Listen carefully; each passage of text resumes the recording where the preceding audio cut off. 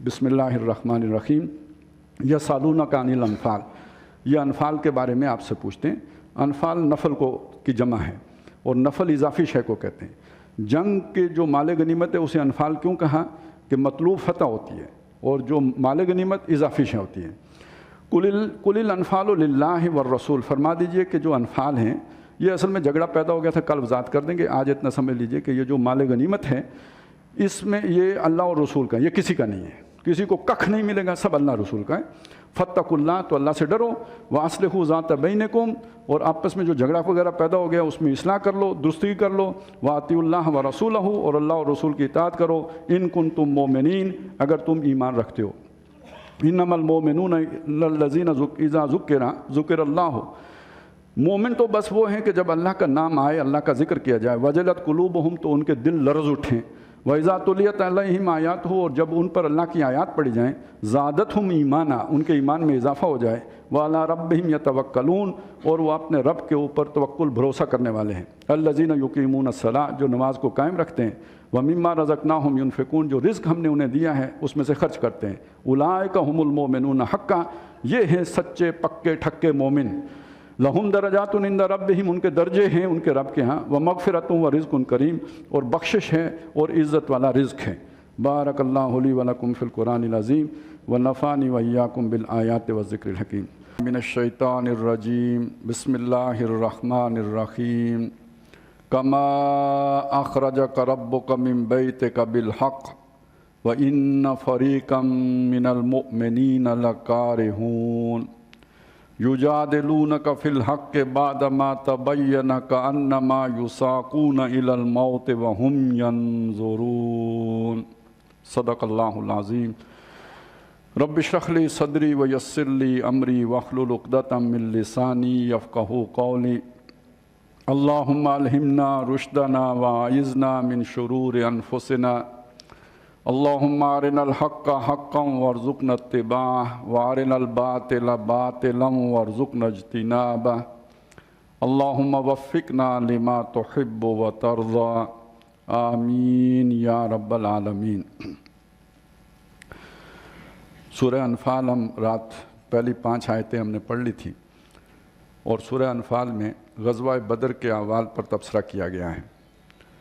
ग़ज़वा बदर का पस मंज़र ये है कि नबी सल्लल्लाहु अलैहि वसल्लम आगाज़ नबूवत मक्के में हुआ, ज़ाहिर है वहाँ आपने दावत व तबलीग की।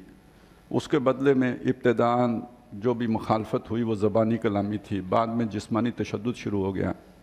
फिर एक वक्त आया कि आपको टेम्पटेशंस दी गई, बादशाह बन जाएँ, शादी कर लें, मालो दौलत दे देते हैं। फिर ये कि सारे ख़ानदान पूरे बनु हाशिम को शाब बनी हाशिम में मुक़य्यद कर दिया गया, माशी मुक़ात्ता हुआ। उसके बाद मरल आया कुछ गिव एंड टेक्स का, कि कुछ दे दिला, कुछ आपकी मान लेते हैं, कुछ हमारी मान ली जाए।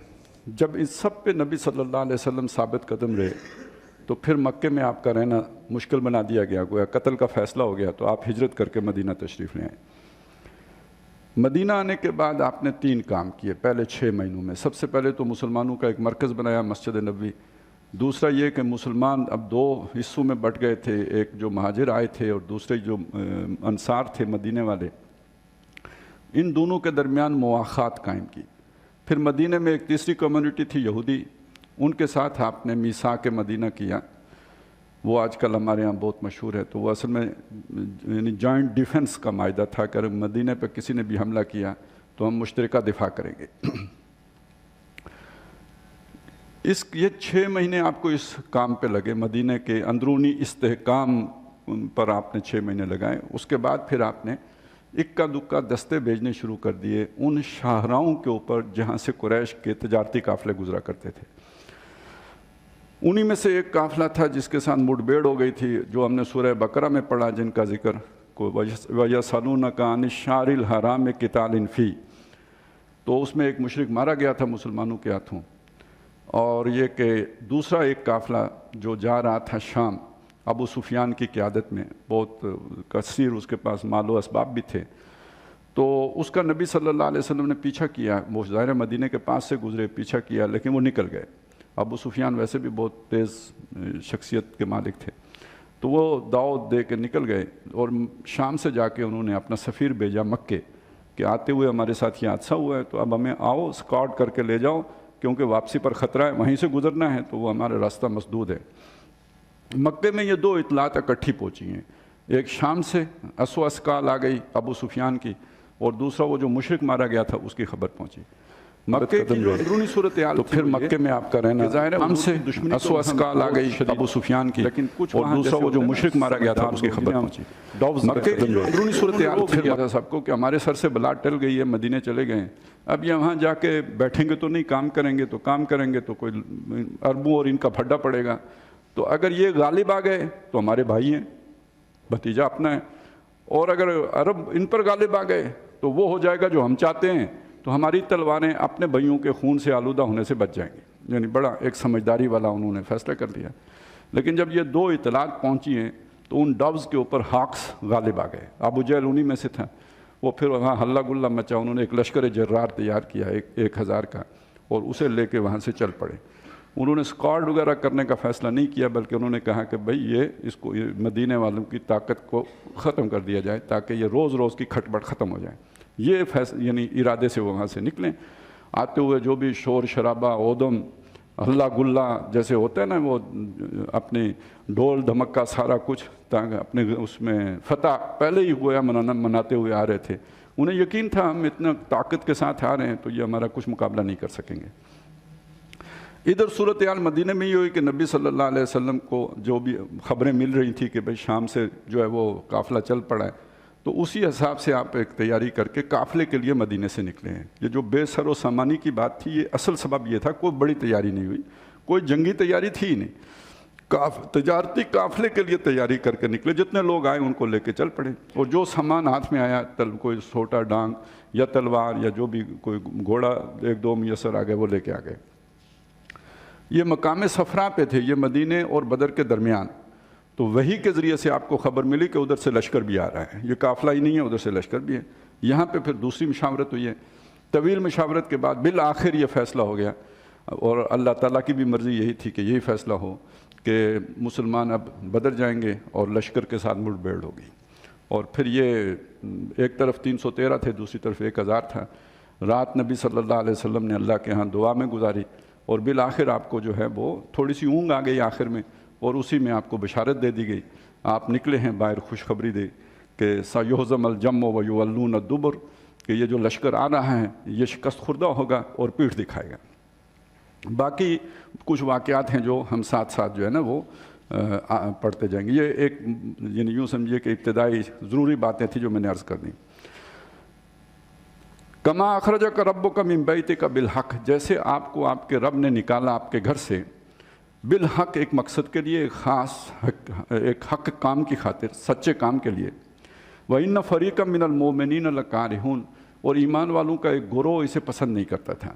دیکھیے ویسے بھی جنگ و جدال عام انسانی فطرت کے جو ہے نا وہ سے لگا نہیں کھاتا، تو نہیں پسند نہیں کرتے تھے لوگ۔ چاہ رہے تھے کہ کچھ لوگ ایسے ہو سکتے ہیں کہ جن کا خیال یہ ہو کہ یہ اور طریقوں سے بھی ان چیزوں کو نپٹایا جا سکتا ہے، یہ مسئلہ بھی ہو سکتا ہے، یا یہ کہ جو ہم نے سورہ نساء میں پڑھا تھا کہ ابھی جنگ کیوں فرض ہو گئی، کچھ اور ہمیں اللہ تعالیٰ مؤخر کر دیتا، کچھ ضروری کام کر لیتے تو پھر یہ کام کرتے۔ یجادلونک فی الحق کے، وہ آپ سے بحث کر رہے تھے، آرگو کر رہے تھے حق کے معاملے میں، بعد ما تبینہ، جبکہ ان پر یہ حقیقت کھل چکی تھی کہ اب یہ ہونا ہی ہونا ہے، یہ تو اب ارادہ پکا ٹھان لیا گیا ہے۔ کانما یساقون الی الموت، ان کی کیفیت ایسی تھی جیسے موت کی طرف وہ لے کے جائے جا رہے ہوں، وہم ینظرون، اور موت کو وہ سامنے دیکھ رہے ہوں۔ یعنی ایک آدمی جو موت سے کی کیفیت دیکھ رہا ہو تو جو اس کی کیفیت ہوتی ہے تو وہ ان کی ہوگی تھی۔ وَإِذْ يَعِدُهُمُ اللَّهُ إِحْدَى الطَّائِفَتَيْنِ، اور جب اللہ تم سے وعدہ کر رہا تھا کہ 2 گروہوں میں سے ایک تمہارا ہے، لکم، وہ تمہارے، انہا لکم، کہ وہ تمہارے لیے لکھ دیا گیا ہے، وہ تمہیں ملے گا، فتح حاصل ہوگی یا مال تجارت ملے گا، 2 میں سے ایک کا فیصلہ کر لو، دونوں نہیں ہے لیکن 2 میں سے ایک تمہارا ہے۔ اور یہ سب مدینے میں نہیں ہے وعدہ ہوا، یہ مدینے سے نکل کے مقام صفرا پہ ہوا۔ وَتَوَدُّونَ، اور مسلمانوں تم یہ چاہ رہے تھے، تمہاری یہ خواہش تھی، ان غیر ذات شوکت تکون لکم، کہ تمہیں وہ ملے کہ جس میں تمہیں کانٹا نہ چبھے۔ ظاہر ہے کمفرٹ زون سے آدمی جلدی جلدی نکلنے کے لیے تیار نہیں ہوتا، تو مال و دولت بھی مل جائے گا اور کوئی اس میں گزند بھی نہیں پہنچے گا۔ وَيُرِيدُ اللَّهُ أَن يُحِقَّ الْحَقَّ بِكَلِمَاتِهِ، اور اللہ یہ ارادہ کرے بیٹھا تھا کہ وہ اپنے کلمات کے ذریعے سے حق کا حق ہونا ثابت کر دے گا۔ یہ جو ابو جہل نے ڈنڈورا پیٹا ہے سارے عرب میں کہ کل فیصلہ ہو جائے گا جی اللہ کس کے ساتھ ہے اور حق کس کے ساتھ ہے، تو اللہ بھی یہ چاہ رہا تھا کہ اب فیصلہ ہو ہی جائے کہ حق وہ کس طرف ہے اور اللہ تعالیٰ کس سائڈ پر ہے۔ وَيَقْطَعَ دَابِرَ الْكَافِرِينَ، اور تاکہ وہ کاٹ ڈالے کافروں کی جڑ۔ ظاہر ہے جو بڑا سردار ہوتا ہے، ویسے تو وہ چوٹی ہوتے ہیں سردار، اور جو قوم کا سر ہوتا ہے سردار، لیکن یہ کہ ایک اعتبار سے قوم کو چلانے میں جو جیسے درخت کو چلانے میں جڑ کا کردار ہوتا ہے، تو قوم کو چلانے میں ڈرائیونگ سیٹ پہ سردار بیٹھا ہوتا ہے، تو جب وہ مارے گئے 70 تو گویا جڑ کٹ گئی ان کی۔ لَيُحِقَّ الْحَقَّ وَيُبْطِلَ الْبَاطِلَ، تاکہ حق کا حق ہونا ثابت ہو جائے اور باطل کا باطل ہونا ثابت ہو جائے۔ وَلَوْ كَرِهَ الْمُجْرِمُونَ، خواہ مجرموں کو یہ بات ناپسند ہو۔ ظاہر ہے مجرم تو اسے پسند نہیں کریں گے کہ فیصلہ کن، وہ تو کنفیوژن چاہتے ہیں، وہ تو چاہتے ہیں لوگ کنفیوز رہیں، لیکن اللہ کلیئرٹی چاہتا ہے، تو وہ حق کا حق ہونا اور باطل کا باطل ہونا ثابت کر کے چھوڑے گا۔ اِذْ تَغِيثُونَ رَبَّكُمْ فَاسْتَجَابَ لَكُمْ، اے مسلمانوں جب تم اپنے رب سے استغاثہ کر رہے تھے، فریاد، استغاثہ کا اصل مطلب ہوتا ہے فریاد کرنا، جب تم اپنے رب سے فریادیں کر رہے تھے، فَاسْتَجَابَ لَكُمْ، اس نے تمہیں جواب دیا، یعنی تمہاری دعا قبول کی۔ انی ممدکم بِأَلْفٍ مِّنَ الْمَلَائِكَةِ مُرْدِفِينَ، کہ میں تمہاری مدد کو پہنچوں گا، 1000 فرشتے بھیجوں گا تمہاری مدد کے لیے، مردفین، لگاتار آئیں گے۔ یہ ردف ہوتا ہے، جیسے ہم موٹر سائیکل پہ اگلے اس کے ساتھ پچھلا جڑ کے بیٹھتے ہیں، تو جو اونٹ پہ بیٹھا ہوتا ہے پیچھے اسے کہتے ہیں ردیف، تو مردفین یعنی پے بپے ایک دوسرے کے پیچھے جڑے ہوئے آئیں گے۔ وَمَا جَعَلَهُ اللَّهُ إِلَّا بُشْرًا، اور یہ بھی جو آپ کو خوشخبری دی ہے اللہ نے، یہ بس ایک خوشخبری کے طور پر دی ہے۔ وَلِتَطْمَئِنَّ بِهِ قُلُوبُكُمْ، تاکہ اس کے سے تمہارے دلوں میں اطمینان پیدا ہو جائے کہ اللہ ہمارے ساتھ ہے۔ یہ ہم نے پہلے بھی یہ آیت اسی طرح وہاں پہ بھی تھی سورہ آل عمران میں بھی، وہاں جو اس موقع پہ فرشتوں کے اترنے کا ذکر کیا گیا تھا وہ 3000 اولاً اور 5000 بعد میں، وہ وہاں پہ یہ ذکر تھا، یہاں پہ 1000 کا ذکر ہے، کیونکہ ادھر سے لشکر بھی 1000 کا آ رہا ہے، ان کا بھی اس موقع پہ لشکر 3000 کا آ رہا تھا، تو 3000 کا وعدہ تھا۔ خبر پھیل گئی تھی کہ ان کو مدد کے لیے ایک اور 2000 کا لشکر بھی آ رہا ہے، تو اللہ نے کہا 5000 فرشتے بھیج دیتے ہیں۔ تو یہاں پہ چونکہ لشکر 1000 ہے تو ان کے برابر فرشتے بھیج دیے۔ وَمَن نَّصْرُ إِلَّا مِنْ عِندِ اللَّهِ، اور مدد نہیں ہے مگر اللہ ہی کی طرف سے ہے۔ ان اللہ عزیز حکیم، بے شک اللہ تعالیٰ زبردست ہے اور حکمت والا ہے۔ یہ بات بھی کاش ہمیں سمجھ آ جائے کہ مدد اللہ کی طرف سے ہوتی ہے، یہ کوئی اہل نصرہ اللہ سے بڑھ کر اور کوئی نہیں ہوتا ہے، اور اسی پر توکل کرنا چاہیے۔ اِذْ یُغَشِّیکُمُ النُّعَاسَ أَمَنَةً مِّنْهُ، جب تم کو ڈھانپ لیا اللہ کی طرف سے ایک اونگ نے۔ یہ وہاں پہ جب گئے ہیں مسلمان تو ابتدائی حالات کوئی اچھے نہیں تھے، کیونکہ وہ پہلے آئے تھے، انہوں نے اچھی جگہ پر قبضہ کر لیا تھا۔ مسلمانوں کے حصے میں کیمپنگ کے لیے جو جگہ آئی تھی وہ مناسب نہیں تھی، ریت تھی، پاؤں دھنستے تھے، اور یہ کہ وہ تھے بھی نشیب میں، اور پانی بھی نہیں تھا، پیاس بھی لگی تھی، وضو کے لیے بھی پانی نہیں تھا۔ تو یعنی ابتدائی حالات جو انہوں نے، جیسے سیانے لوگ ہوتے ہیں تو انہیں اندازہ ہوا کہ یہ کوئی آج جو ہے نا موسم ٹھیک نہیں لگتا، یعنی موافق نہیں ہے۔ وَيُنَزِّلُ عَلَيْكُم مِّنَ السَّمَاءِ مَاءً، اور اللہ نے تم پر، ایک تو یہ تھوڑی سی دیر کے لیے اونگ آ گئی، اس سے فریشنس آ گئی، وہ جو طبیعت کے اوپر بوجھل پن تھا اور انقباض کی کیفیت تھی وہ ایک دم جو ہے حشاش بشاش ہو گئے، انشراح کی کیفیت پیدا ہو گئی۔ وہ جو سورہ انعام میں ہم نے پڑھا تھا کہ جس کو اللہ ہدایت دیتا ہے اس کے سینہ کھول دیتا ہے، اور جس کو اللہ تعالیٰ گمراہ کرتا ہے اس کا سینہ تنگ کر دیتا ہے۔ ضَيِّقًا حَرَجًا كَأَنَّمَا يَصَّعَّدُ فِي السَّمَاءِ، تو وہ کیفیت جاتی رہی اور سینہ کھل گیا۔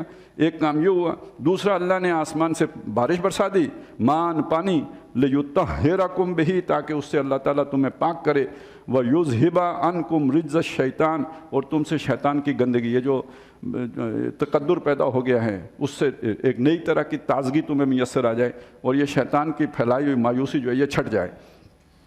وَلِيَرْبَطَ عَلَىٰ قُلُوبِكُمْ، اور اس کے ذریعے سے تمہارے دلوں کو مضبوط کر دے، وَيُثَبِّتَ بِهِ الْأَقْدَامَ، اور اس کے تمہارے پاؤں بھی جما دے۔ ظاہر دل مضبوط ہوگا تو پاؤں بھی جم جائیں گے۔ ظاہری طور پر یہ ہوا کہ وہ ریت بیٹھ گئی تو پاؤں زمین پر بھی ظاہراً بھی جمنا آسان ہو گئے۔ اِذْ یُوحِی رَبُّکَ إِلَى الْمَلَائِکَةِ، اور جب وحی کرتا تھا، حکم بھیجتا تھا تیرا رب، یعنی ان کے دل میں ڈالتا تھا فرشتوں کے، إِلَى الْمَلَائِکَةِ، فرشتوں کی طرف اس نے حکم بھیجا، أَنِّی مَعَکُمْ، میں تمہارے ساتھ ہوں، یعنی تم بھی حملہ کرو میں بھی تمہارے ساتھ ہوں۔ فَثَبِّتُوا الَّذِينَ آمَنُوا، تو ایمان والوں کو مضبوط کر دو، ان کے قدم جما دو۔ سَأُلْقِي فِي قُلُوبِ الَّذِينَ كَفَرُوا الرُّعْبَ، ادھر میں دوسری طرف کافروں کے دلوں میں رعب پیدا کر دوں گا۔ اللہ کو کوئی بہت بڑی ایٹمی ٹیکنالوجی کی ضرورت نہیں ہوتی، بس اتنا سارا کام ہے، ادھر خوف پیدا کر دوں گا، ادھر تم اہل ایمانوں کے دلوں کو مضبوط کر دینا۔ فَضْرِبُوا فَوْقَ الْأَعْنَاقِ، تو اب مارو ان کی گردنوں پر، وَضْرِبُوا مِنْهُمْ كُلَّ بَنَانٍ، اور ان کے پور پور پر جو ہے نا چوٹ مارو، ضرب لگاؤ، توڑو۔ ذَلِكَ بِأَنَّهُمْ شَاقُّوا اللَّهَ، اس لیے کہ انہوں نے اللہ کے ساتھ ضد کی ہے، مخالفت کی اللہ کی، وَرَسُولَهُ، اور اس کے رسول کی مخالفت کی ہے۔ وَمَن يُشَاقِقِ اللَّهَ وَرَسُولَهُ، اور جو اللہ اور اس کے رسول کا مخالف ہو، فَإِنَّ اللَّهَ شَدِيدُ الْعِقَابِ، تو اللہ تعالیٰ سزا کا بہت سخت ہے۔ ذَلِكُمْ فَذُوقُوهُ، یہ خطاب ہے مشرکین سے کہ تم فتح مانگ رہے تھے، تم کہہ رہے تھے ہم پر پتھراؤ برسا دو اگر آپ سچے ہو تو یہ چکھو، ذالکم، یہ چکھو فوری مزہ، وَأَنَّ لِلْكَافِرِينَ عَذَابَ النَّارِ، اور آگے کافروں کے لیے آگ کا عذاب ہے۔ یا ایھا الذین آمنوا، اب یہاں سے مسلمانوں سے خطاب شروع ہوگا، اے وہ لوگوں جو ایمان لائے ہو، اذا لقیتم الذین کفروا زحفا، جب تمہارا مڈبھیڑ ہو جائے کافروں کی کسی جماعت سے میدان جنگ میں، فلا تولوہم الادبار، انہیں کبھی پیٹھ نہ دکھانا۔ یہ بھی دینی فرض ہے، جیسے نماز پڑھنا فرض ہے، ایسے جب کافروں سے جھگڑا ہو تو پیٹھ نہیں دکھانا۔ وَمَن يُوَلِّهِمْ يَوْمَئِذٍ دُبُرَهُ، جس نے اس دن ان کو پیٹھ دکھا دی، الا، اس میں اب دو استثناء ہیں، پیٹھ دکھانے کے دو اجازتیں ہیں دو بنیادوں پر۔ ایک، الا متحرفا لقتال، کہ کوئی جنگی تدبیر ہو، کوئی ظاہر ہے آپ پلٹ کے جھپٹنا، کوئی اس طرح کا انداز ہے، او متحیزا الی فئۃ، یا جیسے ہم کہتے ہیں نا ڈسپلن ریٹریٹ کرنا، اپنے بڑے جتھے سے ملنے کے لیے، اگر وہ پیش نظر ہو، فقط، اگر اس کے بغیر کسی نے پیٹھ دکھا دی، فقط باء بغضب من اللہ، تو وہ اللہ کا غضب کما کے لوٹا، ومأواہ جہنم، اس کا ٹھکانہ دوزخ ہوگا، وبئس المصیر، اور لوٹنے کی بری جگہ ہے۔ فلم تقتلوہم ولکن اللہ قتلہم، اے مسلمانوں ان کو تم نے نہیں قتل کیا، وہ جو 70 مرے تم نے نہیں مارے، اللہ نے مارا ہے، وہ اللہ کے دشمن تھے، اللہ نے مارا، ہاں تمہارے ہاتھوں سے مروایا، تکوین کی سطح پر اللہ نے مارا۔ وما رمیت اذ رمیت، اور نبی آپ نے کنکر نہیں مارے تھے جب آپ نے مارے، ولکن اللہ رما، بلکہ وہ اللہ نے مارے۔ یہ بھی ایک، جب جنگ پورے زور پر آئی تو نبی صلی اللہ علیہ وسلم نے کچھ مٹھی بھر کنکریاں لے کے تو ان کے لشکر کی طرف پھینکی اور فرمایا شاہت الوجوہ، چہرے بگڑ جائیں، تو وہ ہر کافر کی آنکھ میں کنکری پہنچ گئی۔ تو یہ تو ظاہر ہے ایک خالص معجزانہ بات ہے۔ تو یہ اللہ نے ماری، انہوں نے، اللہ نے پھینکی۔ وَلَيُبْلِيَ الْمُؤْمِنِينَ مِنْهُ بَلَاءً حَسَنًا، تاکہ اللہ تعالیٰ اپنی طرف سے ایمان والوں پر خوب احسان کرے۔ بلا ہے یہ، لیکن یہ بلا جو ہے، یہ مصیبت جو آئی ہے، یہ مرتبے بلند کرنے کے لیے آئی ہے۔ تندی باد مخالف سے نہ گھبرایا عقاب، یہ تو چلتی ہے تجھے اونچا اڑانے کے لیے، تو درجہ بلند کرنے کے لیے آئی ہے۔ ان اللہ سمیع علیم، بے شک اللہ تعالیٰ سننے والا جاننے والا ہے۔ ذالکم وان اللہ موہن کید الکافرین، تو یہ تو ہو چکا، کافروں کی تدبیر کو اللہ ناکام بنانے والا ہے، اسے نامراد کرنے والا ہے اور سست کر دینے والا ہے۔ ان تستفتحوا فقد جاءکم الفتح، اے مشرکو اگر تم فتح، فیصلہ مانگ رہے تھے نا کہ پتہ لگ جائے اللہ کدھر ہے، تو پھر آ گیا تمہارے پاس فیصلہ۔ وَإِن تَنْتَهُوا، اگر اب بھی باز آ جاؤ، فَهُوَ خَيْرٌ لَكُمْ، تو تمہارے حق میں یہ بہتر ہے۔ وَإِن تَعُودُوا، اگر تم نے دوبارہ ایسی حرکت کی، نعود، ہم بھی اسی طرح کی سزا دیں گے۔ وَلَن تُغْنِيَ عَنْكُمْ فِئَتُكُمْ شَيْئًا، اور تمہارا یہ جو جتھا ہے، فوج ہے، یہ تمہارے کسی کام نہ آئے گی۔ وَلَوْ كَثُرَتْ، خواہ اس سے زیادہ ہو جائے، اکثریت میں آ جاؤ۔ وَأَنَّ اللَّهَ مَعَ الْمُؤْمِنِينَ، بے شک اللہ تعالیٰ ایمان والوں کے ساتھ ہے۔ اب یہ نرے الفاظ نہیں ہیں، وہاں ہو چکا ہے، ثابت ہو چکا کہ اللہ ایمان والوں کے ساتھ ہے، وہ تو بالکل میدان بتا رہا ہے کہ اللہ ایمان والوں کے ساتھ ہے۔ یا ایھا الذین آمنوا اطیعوا اللہ ورسولہ، اے وہ لوگوں جو ایمان لائے ہو، حکم مانو اللہ کا اور اس کے رسول کا۔ ولا تولوا عنہ، اور ان سے منہ مت موڑو۔ وانتم تسمعون، جب تم سن لو، یعنی جب ایک دفعہ اللہ رسول کی پکار لگ جائے پھر پیچھے نہ مڑو، پھر آگے بڑھو، اس پکار پر لبیک کہو۔ ولا تکونوا کالذین قالوا سمعنا وهم لا يسمعون، اور ان لوگوں کی مانند مت ہو جاؤ جنہوں نے کہا ہم نے سنا اور وہ نہیں سنتے تھے، یعنی سنتے تو تھے لیکن مانتے نہیں تھے، وہ اس پر کوئی فرمانبرداری نہیں کرتے تھے۔ ان شر الدواب عند اللہ الصم البکم الذین لا یعقلون، بے شک تمام جانداروں میں بدترین جاندار اللہ کی نظر میں وہ بہرے اور گونگے ہیں جو عقل سے کام نہیں لیتے۔ ظاہر ہے بھینس ہے، باقی ہیں جانور ہیں، ان کو اللہ تعالیٰ نے جو بہت محدود ایک جو ہے نا وہ شعور عطا کیا ہے، بس وہ اپنے شعور ذات عطا نہیں کیا۔ اللہ نے عقل مندی، یہ پروسیس کرنا ڈیٹا کو، یہ تو صرف انسان کو سکھایا۔ جو انسان اپنی عقل کو یہ اس کام میں نہیں لائے تو وہ پھر ان حیوانوں سے بھی گیا گزرا ہے۔ تو اللہ کی نظر میں سب سے شریر جانور وہ ہیں جو عقل سے کام نہیں لیتے۔ وَلَوْ عَلِمَ اللَّهُ فِيهِمْ خَيْرًا، اگر اللہ تعالیٰ ان میں کسی خیر کو پاتا، اللہ کو پتہ ہوتا، یعنی اللہ سے زیادہ کسے پتہ ہے کہ اللہ ان میں کسی خیر کو دیکھتا، لَأَسْمَعَهُمْ تو ان کو بھی سنا دیتا، وَلَوْ أَسْمَعَهُمْ لَتَوَلَّوْا وَهُمْ مُعْرِضُونَ، اور اگر وہ اب اگر اللہ تعالیٰ انہیں سنا بھی دے تو وہ منہ موڑ لیں گے اور اعراض کریں گے، بھاگ جائیں گے۔ یا ایھا الذین آمنوا استجیبوا للہ وللرسول اذا دعاکم لما یحییکم، اب یہاں سے مسلمانوں سے کہا تم نہیں بھاگنا، اے وہ لوگوں جو ایمان لائے ہو، اللہ اور رسول جب تمہیں کسی بات پر پکاریں، کسی کام کے لیے پکاریں، کسی مہم کے لیے آواز لگائیں تو ان کی پکار پر لبیک کہو، وہ بات اس چیز کی طرف بلائیں کہ جس میں تمہاری زندگی ہے۔ اب خاص طور پہ یہ جو بدر کا معاملہ ہے، اگر اس پہ لبیک نہیں کہو گے یا نہ کہتے تو نتیجہ کیا نکلتا؟ وہ آتے پورے مدینہ کی بستی کو تاراج کرتے، یہ جو 15-16 سال کی محنت ہے ساری کی ساری جو ہے وہ ختم ہو جاتی۔ تو زندگی کدھر رہی تھی؟ تحریک کی زندگی تو ختم ہو گئی تھی۔ تحریک کی زندگی گویا برقرار رکھنے کے لیے اب یہ مڈ بھیڑ لازمی ہو گئی تھی۔ زندہ رہنا ہے تو اب لڑنا ہے، اس کے علاوہ کوئی چارہ نہیں، یا مرنا ہے۔ تو وہ یعنی ڈو اینڈ ڈائی والی صورت بن گئی ہے، تو اب تو کرنا ہی پڑے گا۔ وَاعْلَمُوا أَنَّ اللَّهَ يَحُولُ بَيْنَ الْمَرْءِ وَقَلْبِهِ، اور جان لو کہ اللہ تعالیٰ انسان اور اس کے دل کے درمیان حائل ہو جاتا ہے۔ یہ کیا مطلب ہوا؟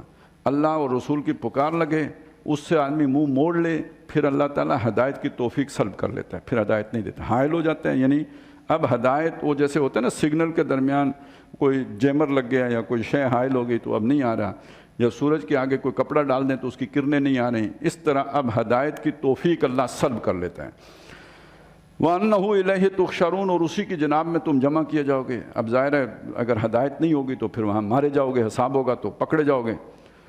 پہلی بات تو یہ تو آخرت کی بات ہو گئی اور یہ دل پر مور کرنے کی بات ہو گئی۔ دوسری بات وَاتَّقُوا فِتْنَةً لَا تُصِيبَنَّ الَّذِينَ ظَلَمُوا مِنْكُمْ خَاصَّةً، اس فتنے سے ڈرو جو تم میں سے صرف ظالموں کو اپنے لپیٹ میں نہیں لے گا۔ یعنی اللہ کی سزا کی ایک صورت یہ ہوتی ہے دنیا میں جو اللہ کی مصیبت اجتماعی آتی ہے، ایک تو کسی فرد پہ آئی، اس کی ٹانگ ٹوٹ گئی، کوئی بیماری آ گئی، کاروبار میں خرابی ہو گئی، یہ تو ایک فرد کا معاملہ ہے۔ کسی قوم پر جو بربادی آتی ہے، وہ بربادی پھر یہ تمیز نہیں کرتی کہ نیک کون ہے بد کون ہے، وہ پھر گیہوں کے ساتھ گھن بھی سارے پیستے ہیں۔ معیشت بیٹھے گی تو یہ تو نہیں ہوگا کہ مولوی صاحب کی نہیں بیٹھے گی، ان کی بھی بیٹھے گی۔ ظاہر لوگوں کے پاس پیسے ہی نہیں ہوں گے، چندے کہاں سے دیں گے؟ تو بس اسی پر قیاس کر لیجئے، یہ تو ہمارے سر پہ کھڑا ہے نا، تو یہ ہر ایک کے ساتھ سارے معاملات میں ہی ہو۔ اور اگر دشمن کی فوج گھسے گی شہر میں تو وہ یہ کہے گی کہ اچھا نیک نیک علیحدہ ہو جائیں اور برے برے ادھر آگے آ جائیں، ایسا تو نہیں ہوگا، پھر سارے ہی رگڑے جائیں گے۔ اور کہیں پہ ایٹم بم گرے گا تو وہ فرق کرے گا اور تمیز کرے گا۔ یہ بات ہے، یہ سیدھی آسانی سے سمجھ میں آنے والی بات ہے۔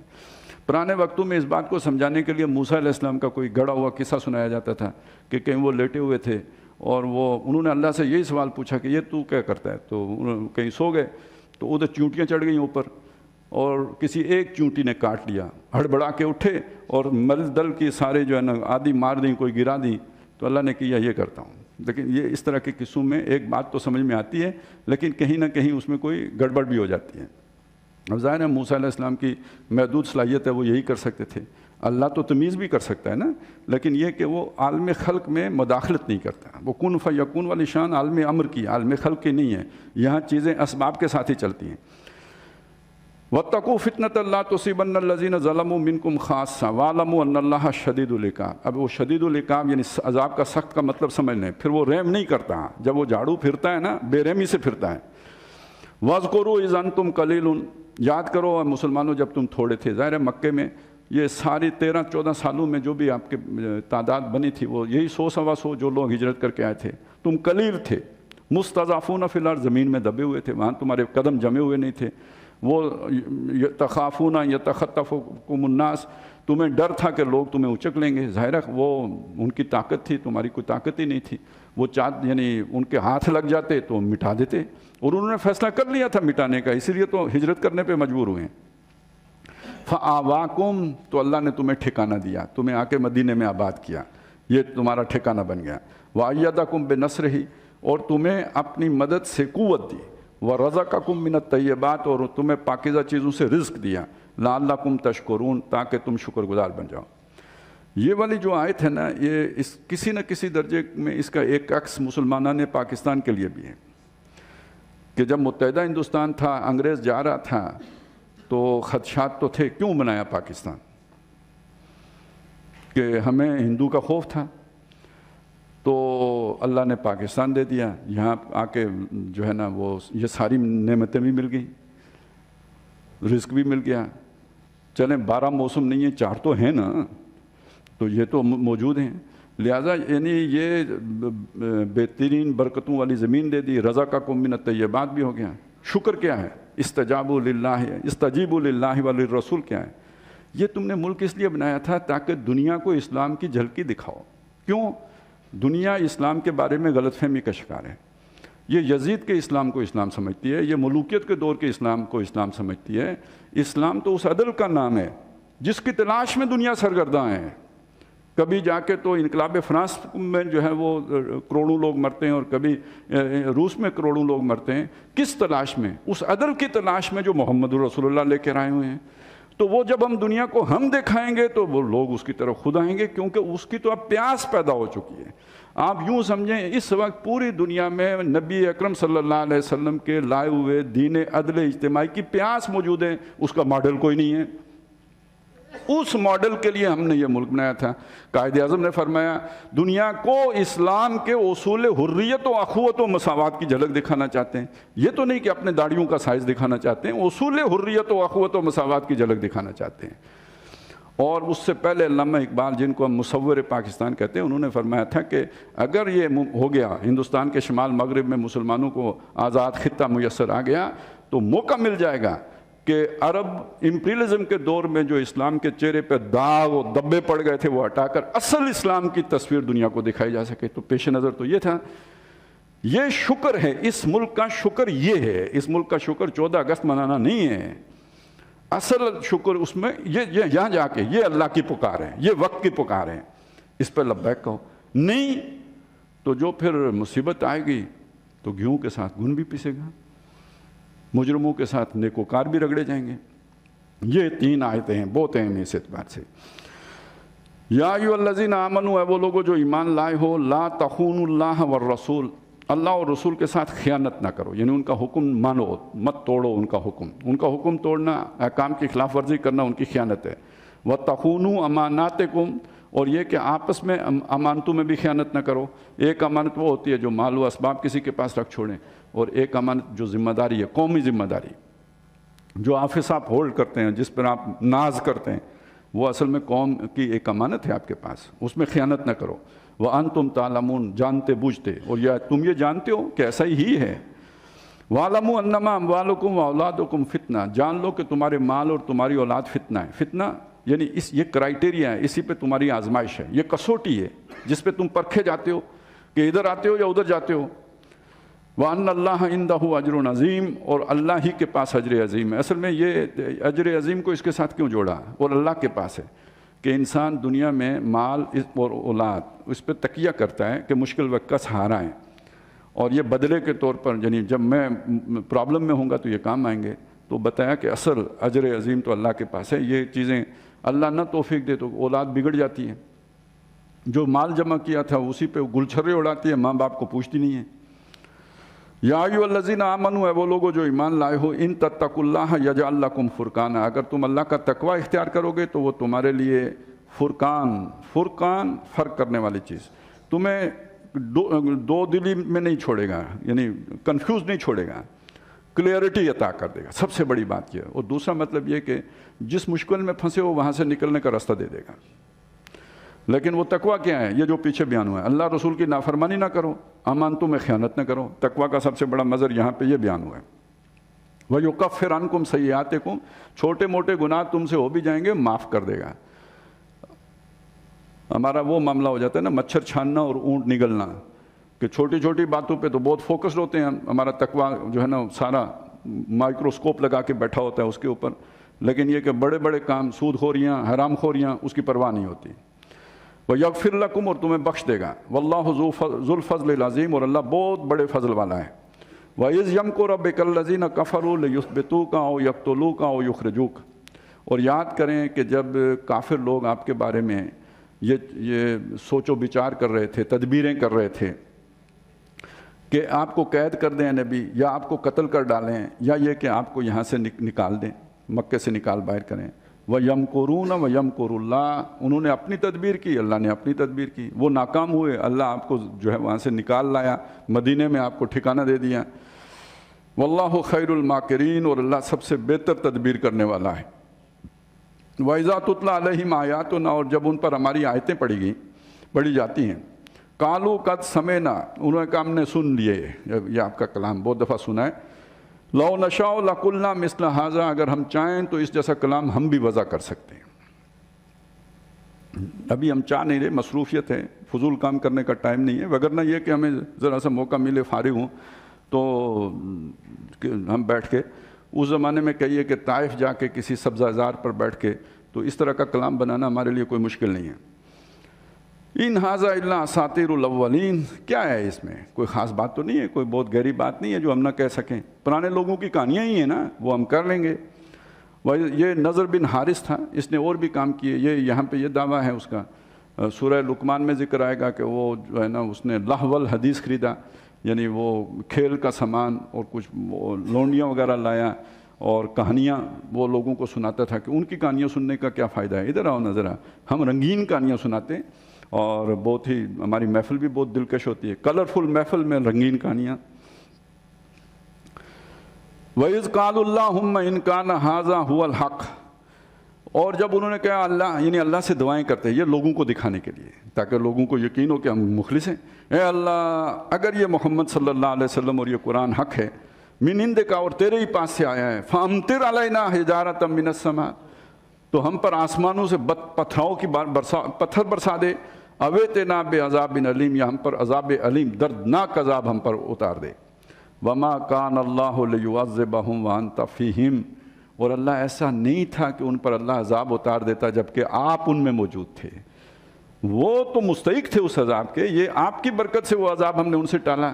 اب یہ سمجھے کہ وہ جو دعو کر رہے تھے نکالنے کا، اللہ نے موقع دیا نکالنے کا، تو اصل میں وہ پکڑ میں آنے کے لیے موقع دیا، آپ وہاں ہوتے تو عذاب نہیں آ سکتا تھا، آپ کا ان پر عذاب آنے کے لیے آپ کا وہاں سے نکلنا ضروری تھا، یہ اللہ کا منصوبہ، لیکن نکالا انہوں نے خود۔ تو کہنے کو ان کی تدبیر ہے، حقیقت میں اللہ کی تدبیر میں پھنس رہے تھے، اللہ تو جیسے منتظر تھا کہ کب یہ جرم کریں تو ہم ان کو جپٹیں۔ وما کان اللہ لیعذبہم وانت فیہم وما کان اللہ معذبہم وہم یستغفرون، اور اللہ ایسا نہیں تھا کہ ان کو عذاب دیتا جبکہ وہ استغفار بھی کرتے تھے۔ اس کا ظاہری مطلب اگر کوئی سمجھے تو یہ بھی ہو سکتا ہے کہ ابو جہل جن کو یہ دعا کر کے تو رات کو کہتا تھا اے اللہ وہ دعا قبول نہ کریں، غلطی ہو گئی معاف کر دے، ایک معنی یہ نکل سکتا ہے، لیکن یہ مطلب نہیں ہے، مطلب یہ تھا کہ انہی کے بھائی ہیں نا، ابو بکر کون ہے، عمر کون ہے، جو ایمان لے آئے کون ہے، انہی میں سے ہیں، جب وہ استغفار کر رہے ہیں تو ان کا استغفار قوم کے اوپر سے اس اجتماعی عذاب کو ٹالے ہوئے ہے، ان کا بھی نکل جانا ضروری تھا، ان کو علیحدہ کیا، چھانٹی ہو گئی، اب یہ عذاب کے حقدار ہو گئے ہیں۔ اور یہ جو قسطوں میں آیا ہے اس کا سبب بھی ہے کہ ابھی بھی پوٹینشلی ان کے اندر ایسے ایمان والے موجود تھے جنہوں نے بعد میں ایمان لانا تھا، اس لیے اللہ نے گریجولی وہ عذاب لایا۔ صلح حدیبیہ کے بعد بھی خالد بن ولید صلح حدیبیہ کے بعد مسلمان ہوئے ہیں۔ وَمَا لَهُمْ أَلَّا يُعَذِّبَهُمُ اللَّهُ، اور ان کی کیا اوقات ہے کہ اللہ ان کو عذاب نہ دیتا، وَهُمْ يَصُدُّونَ عَنِ الْمَسْجِدِ الْحَرَامِ، جبکہ وہ مسجد حرام سے روکتے ہیں، وَمَا كَانُوا أَوْلِيَاءَهُ، اور اس کے وہ متولی ہونے کا حق نہیں رکھتے، ان اولیاءہ الا المتقون، اس مسجد کے تولیت کا حقدار تو پرہیزگار لوگ ہیں، ولیکن اکثرہم لا یعلمون، لیکن ان کی اکثریت نہیں جانتی، وما کان صلاتہم عند المسجد عند البیت، اور جو وہ نماز پڑھتے ہیں وہاں پہ، جو ان کی نماز ہے وہاں کی، وہ نہیں ہے الا مقام و تصدیہ، مگر سیٹیاں بجانا اور تالیاں پیٹنا۔ یعنی اللہ کے شاعر کو بھی شیطانی رخ دیا ہوا ہے، سیٹیاں بجاتے ہیں، تالی پیٹتے ہیں، کہتے ہیں جی نماز ہو گئی۔ ویسے الصلاۃ جو ہے نا لغوی آج کل ہمارے لوگ بہت سارے قرآن مجید کو لغت کے ذریعے سے بھی سمجھنے کی کوشش کرتے ہیں، تو صلاۃ کے معنی کے اندر تو ہلکا یعنی تھوڑا سا سرین ہلا لینا، ٹھمکا سا لگا لینا، تو یہ بھی کفایت کرے گا۔ تو انہوں نے اسی معنی میں لغوی معنوں میں صلاۃ پڑھنی شروع کی ہوئی تھی، سیٹیاں بجا کے اور تالیاں پیٹ کے۔ فذوقوا العذاب بما کنتم تکفرون، تو چکھو مزہ عذاب کا جو تم کفر کیا کرتے تھے، اس کا بدلہ ہے۔ ان الذین کفروا ينفقون اموالهم لیصدوا عن سبیل اللہ، بے شک کافر لوگ اپنے مالوں کو خرچ کریں گے تاکہ اللہ کی راہ سے روکیں، یعنی اللہ کی راہ سے لوگوں کو روکنے کے لیے مال خرچ کریں گے۔ فسينفقونها، اور بھی خرچ کریں گے، اس سے پہلے بھی انہوں نے کیا ہے، مزید بھی کریں گے۔ ثم تكون عليهم حسرة، پھر یہ سارا خرچ کرنا ان پر ایک حسرت بن جائے گا، افسوس کا ذریعہ بنے گا، کیونکہ وہ کامیاب نہیں ہوں گے اپنے مشن میں۔ ثم يغلبون، پھر مغلوب کر دیے جائیں گے۔ والذین کفروا الی جہنم یحشرون، اور کافر لوگ دوزخ میں جمع کیے جائیں گے۔ لیمیز اللہ الخبیث من الطیب، یہ سارا دنیا میں یہ جو اکھاڑ بچھاڑ ہو رہی ہے، جھگڑا ہو رہا ہے مسلمانوں اور کافروں کا، تو یہ کیوں ہو رہا ہے؟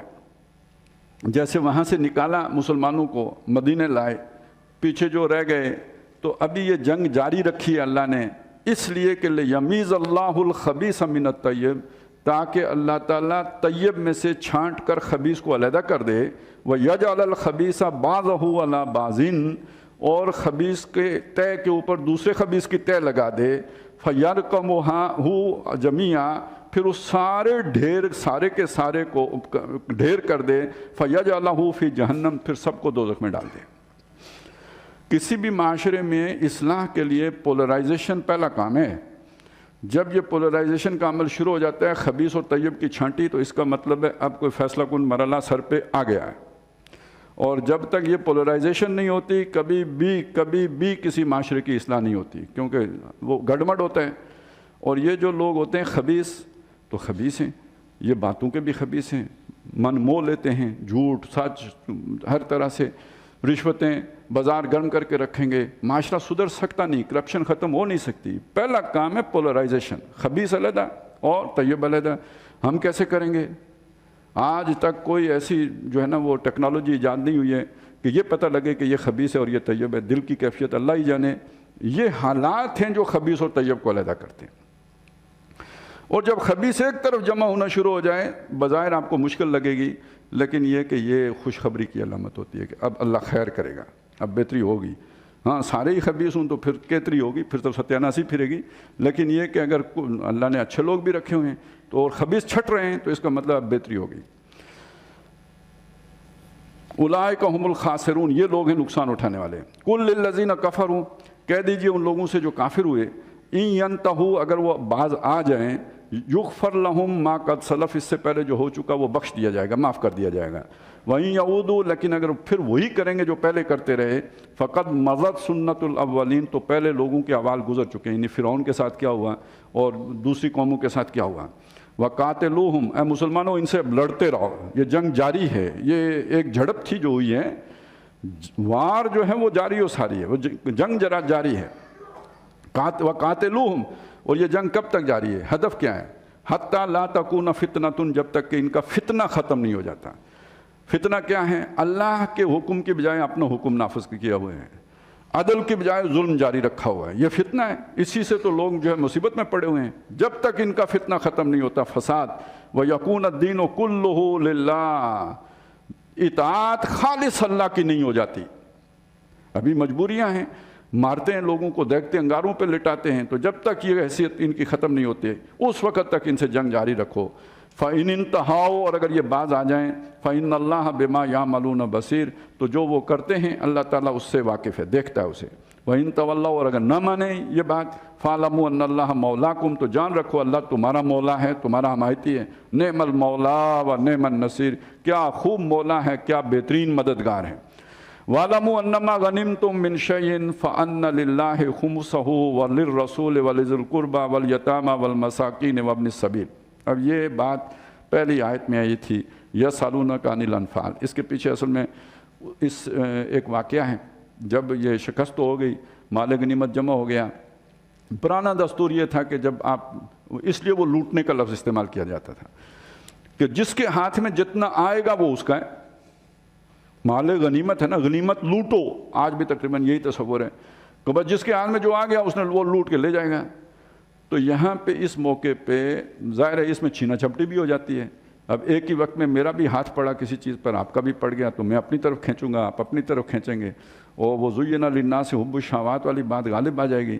وقتی بات ہے، ایک جیسے انسٹنکٹیو بات ہوتی ہے، وہ شعور تو بعد میں ہوگا نا کہ بھئی یہ لڑنا نہیں ہے آپس میں. تو اب اس پر ایک قانون بنا دیا گیا کہ مال غنیمت کی تقسیم کا ایک قانون ہے. لیکن قانون بنانے کے لیے چونکہ تھوڑا بہت جھگڑا بھی ہو گیا تھا، تو پہلا حکم وہ آیا جو شروع میں آیا، تمہارا کچھ نہیں ہے، اللہ کا ہے، رسول کا ہے. تو ایک دفعہ تو پاؤں کے نیچے سے زمین نکال دی، چھٹی کر دی سب کی، کسی کا کچھ نہیں، سب اللہ کا اور رسول کا. پھر تھوڑے وقفے کے بعد بتایا اللہ رسول کا 5واں حصہ ہے، خمس ہے اللہ رسول کا، باقی تم میں تقسیم ہو جائے گا. جو سوار ہے اس کو 2 حصہ ملے گا، اور جو پیادہ ہے، سوار کو 2 اس لیے ملے گا نا، اونٹ ہے یا جو بھی ہے گھوڑا ہے، وہ کھلایا پلایا بھی ہے اس کو. جیسے آج گاڑی میں ہم پیٹرول ڈالتے ہیں تو اس وقت بھی گھوڑے، اس کا خچر کا بھی تو خرچہ ہوتا ہے، تو اسے 2 حصہ ملے گا. جو پیدل ہے، خدا کی دی ٹانگوں پہ چلا جا رہا ہے تو اس کا تو کوئی کرایہ نہیں لگا، لہذا اس کو اکیلا حصہ ملے گا. تو اصل اللہ اور رسول کا ہے خمس، وللرسول، اللہ کا ہے خمس اور رسول کا ہے وَلِذِي الْقُرْبَى وَالْيَتَامَى، اور رسول کے جو قریبی رشتہ دار ہیں. یہ جو مسئلہ آتا ہے نا بنو ہاشم کو زکوٰۃ نہیں دی جائے گی، اور جن کو مال غنیمت میں سے خمس مل جائے، معدنیات جتنی نکلے اس سے خمس مل جائے، جو خزانہ کہیں سے برآمد ہو جائے اس سے خمس مل جائے. وہ 50 شادیاں انہوں نے کھڑکائی ہیں اور کوئی کام نہیں کیا، تو انہیں زکوٰۃ بھی دینی ہے اوپر سے. اس لیے زکوٰۃ منع کی تھی، خمس ملتا تھا. وہ آج ظالمو نہ خمس دیتے ہو، اوپر سے زکوٰۃ بھی بند کر دی ہے. تو یہ یعنی یہ اصل میں اس طرح نہیں ہے. یہ ہمارے جو ہے امام ابو یوسف، بلکہ مجھے کسی نے بتایا امام ابو حنیفہ کا بھی جو ہے نا فتویٰ یہی تھا، اور بھی بہت سے ائمہ ایسے گزرے ہیں، انہوں نے کہا یار یہ آپس میں ایک دوسرے کو دے سکتے ہیں. وہ خمس کے ساتھ جڑی ہوئی چیز تھی. آج جتنا پیٹرول نکلتا ہے اس سے خمس مل جائے تو پھر وہ زکوٰۃ دینے والے ہو جائیں بجائے لینے کے، پھر تو ضرورت نہیں ہے. تو یہ جو رسول کے قریبی رشتہ دار ہیں ان کو ملے گا. ظاہر رسول نے خود تو نہیں کھانا وہ سارا، ان کے قریبی رشتہ داروں کو ملے گا.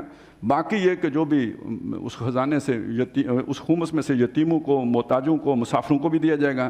ان کنتم آمنتم باللہ، اگر تم اللہ اور پر ایمان رکھتے ہو، وما انزلنا علی عبدنا یوم الفرقان، جو ہم نے نازل، اور اس پر ایمان رکھتے ہو جو ہم نے نازل کیا اس فیصلے والے دن یعنی یوم بدر کو، یوم التقى الجمعان، جب 2 جماعتوں کا ٹکراؤ ہوا. واللہ علی کل شیء قدیر، اور اللہ تعالیٰ ہر شے پر قادر ہے. اذ انتم بالعدوۃ الدنیا وہم بالعدوۃ القصویٰ، جب تم تھے نزدیک والے ٹیلے پر اور وہ تھے دور والے ٹیلے پر، یعنی مدینے سے جو نزدیک ٹیلہ ہے ادھر تم تھے، دوسری طرف وہ تھے. والرکب اسفل منکم، اور جو قافلہ آ رہا تھا وہ تم سے نیچے تھا. اصل میں یہ جو یہ بدر ہے نا، یہ جنکشن ہے، جو شام سے رستہ آتا ہے، مکے سے رستہ آتا ہے، اور جو مدینے سے رستہ جاتا ہے. یہ تینوں جا کے بدر کی وادی میں ملتے ہیں. اور امید یہی تھی کہ وہ جو قافلہ ہے شام سے آ رہا ہے یہاں سے گزرے گا تو ہم یہاں موجود ہوں گے تو انٹرپٹ کر لیں گے.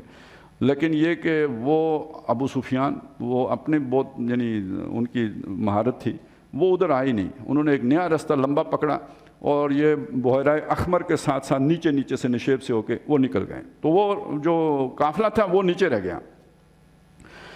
ظاہر ہے وہ سمندر کی طرف نشیب ہے، یہ اوپر تھا. وَلَوْ تُعَادْتُمْ لَاخْتَلَفْتُمْ فِي الْمِيعَادِ، اگر تم معاہدہ بھی کر کے چلتے نا فلانے تاریخ کو ہم نے آنا ہے تو آگے پیچھے کچھ نہ کچھ ہو جاتا ہے. اتنا لمبا سفر ہے، اونٹوں پہ ہے، کچھ نہ کچھ آگے پیچھے ہو جاتا ہے. وَلَٰكِن لِيَقْضِيَ اللَّهُ أَمْرًا كَانَ مَفْعُولًا، لیکن یہ تو اللہ نے طے کیا تھا برابر پہنچو گے تاکہ جو اس نے طے شدہ کام ہے وہ پورا ہو جائے، وہ مکمل ہو جائے. لِيَهْلِكَ مَنْ هَلَكَ عَن بَيِّنَةٍ، تاکہ مرے جس نے مرنا ہے بینہ پر، وَيَحْيَىٰ مَنْ حَيَّ عَن بَيِّنَةٍ، اور جس نے زندہ رہنا ہے وہ زندہ رہے بینہ پر. یہاں اس کا مطلب وہ مرنے والے نہیں ہیں، اس کا مطلب یہ ہے کہ اب فرقان، حق و باطل کا فرق واضح ہو گیا ہے. اب اگر کوئی شخص کفر پہ رہے گا تو کنفیوژن کی وجہ سے نہیں رہے گا، حق عیاں ہو چکا ہے. تو اب اگر وہ مردہ ہے تو حق واضح ہونے کے بعد مردہ ہے، اور اگر کوئی اسلام کی طرف آیا ہے تو حق واضح ہونے کے بعد، یعنی وہ زندہ ہوا ہے، گویا وہ اٹھ کھڑا ہوا ہے. وَإِنَّ اللَّهَ لَسَمِيعٌ عَلِيمٌ، اور بے شک اللہ تعالیٰ سننے والا جاننے والا ہے۔ اِذْ يُرِيكَهُمُ اللَّهُ فِي مَنَامِكَ قَلِيلًا، اے نبی جب اللہ تعالیٰ نے ان کافروں کو آپ کے خواب میں تھوڑا دکھایا، قلیل۔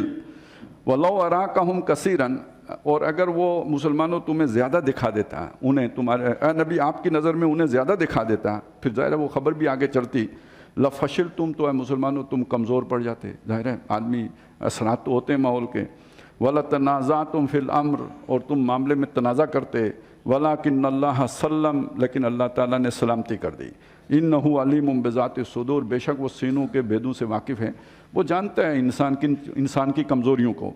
وَإِذْ يُرِيكُمُوهُمْ، اور جب اے مسلمانوں اللہ تعالیٰ نے تمہیں ان کو دکھایا، اِذِ الْتَقَيْتُمْ، جب تم اور وہ آمنے سامنے ہوئے، مڈبیڑ ہوئی، مقابلہ، فی اعینکم، تمہاری آنکھوں میں، یعنی تمہاری آنکھوں نے جو ان کو دیکھا، قلیلاً، تھوڑا دیکھا، وہ ہزار نہیں نظر آئے تمہیں اس سے کم نظر آئے، وَيُقَلِّلُكُمْ فِي أَعْيُنِهِمْ، اور تمہیں تھوڑا کر دیا ان کی آنکھوں میں،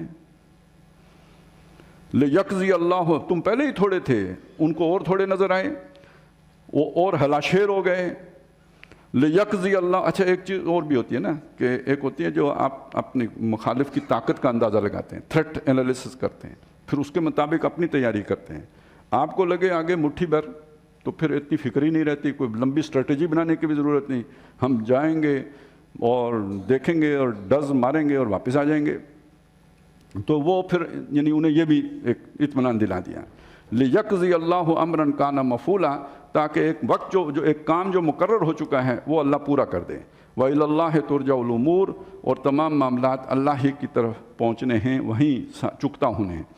بارک اللہ لی ولکم فی القرآن العظیم ونفعنی وإیاکم بالآیات والذکر الحکیم۔ اما بعد فاعوذ باللہ من الشیطان الرجیم، بسم اللہ الرحمن الرحیم۔ یا ایہا الذین آمنوا اذا لقیتم فئۃ فاثبتوا واذکروا اللہ کثیرا لعلکم تفلحون۔ صدق اللہ العظیم۔ رب اشرح لی صدری ویسر لی امری واحلل عقدۃ من لسانی یفقہوا قولی، آمین یا رب العالمین۔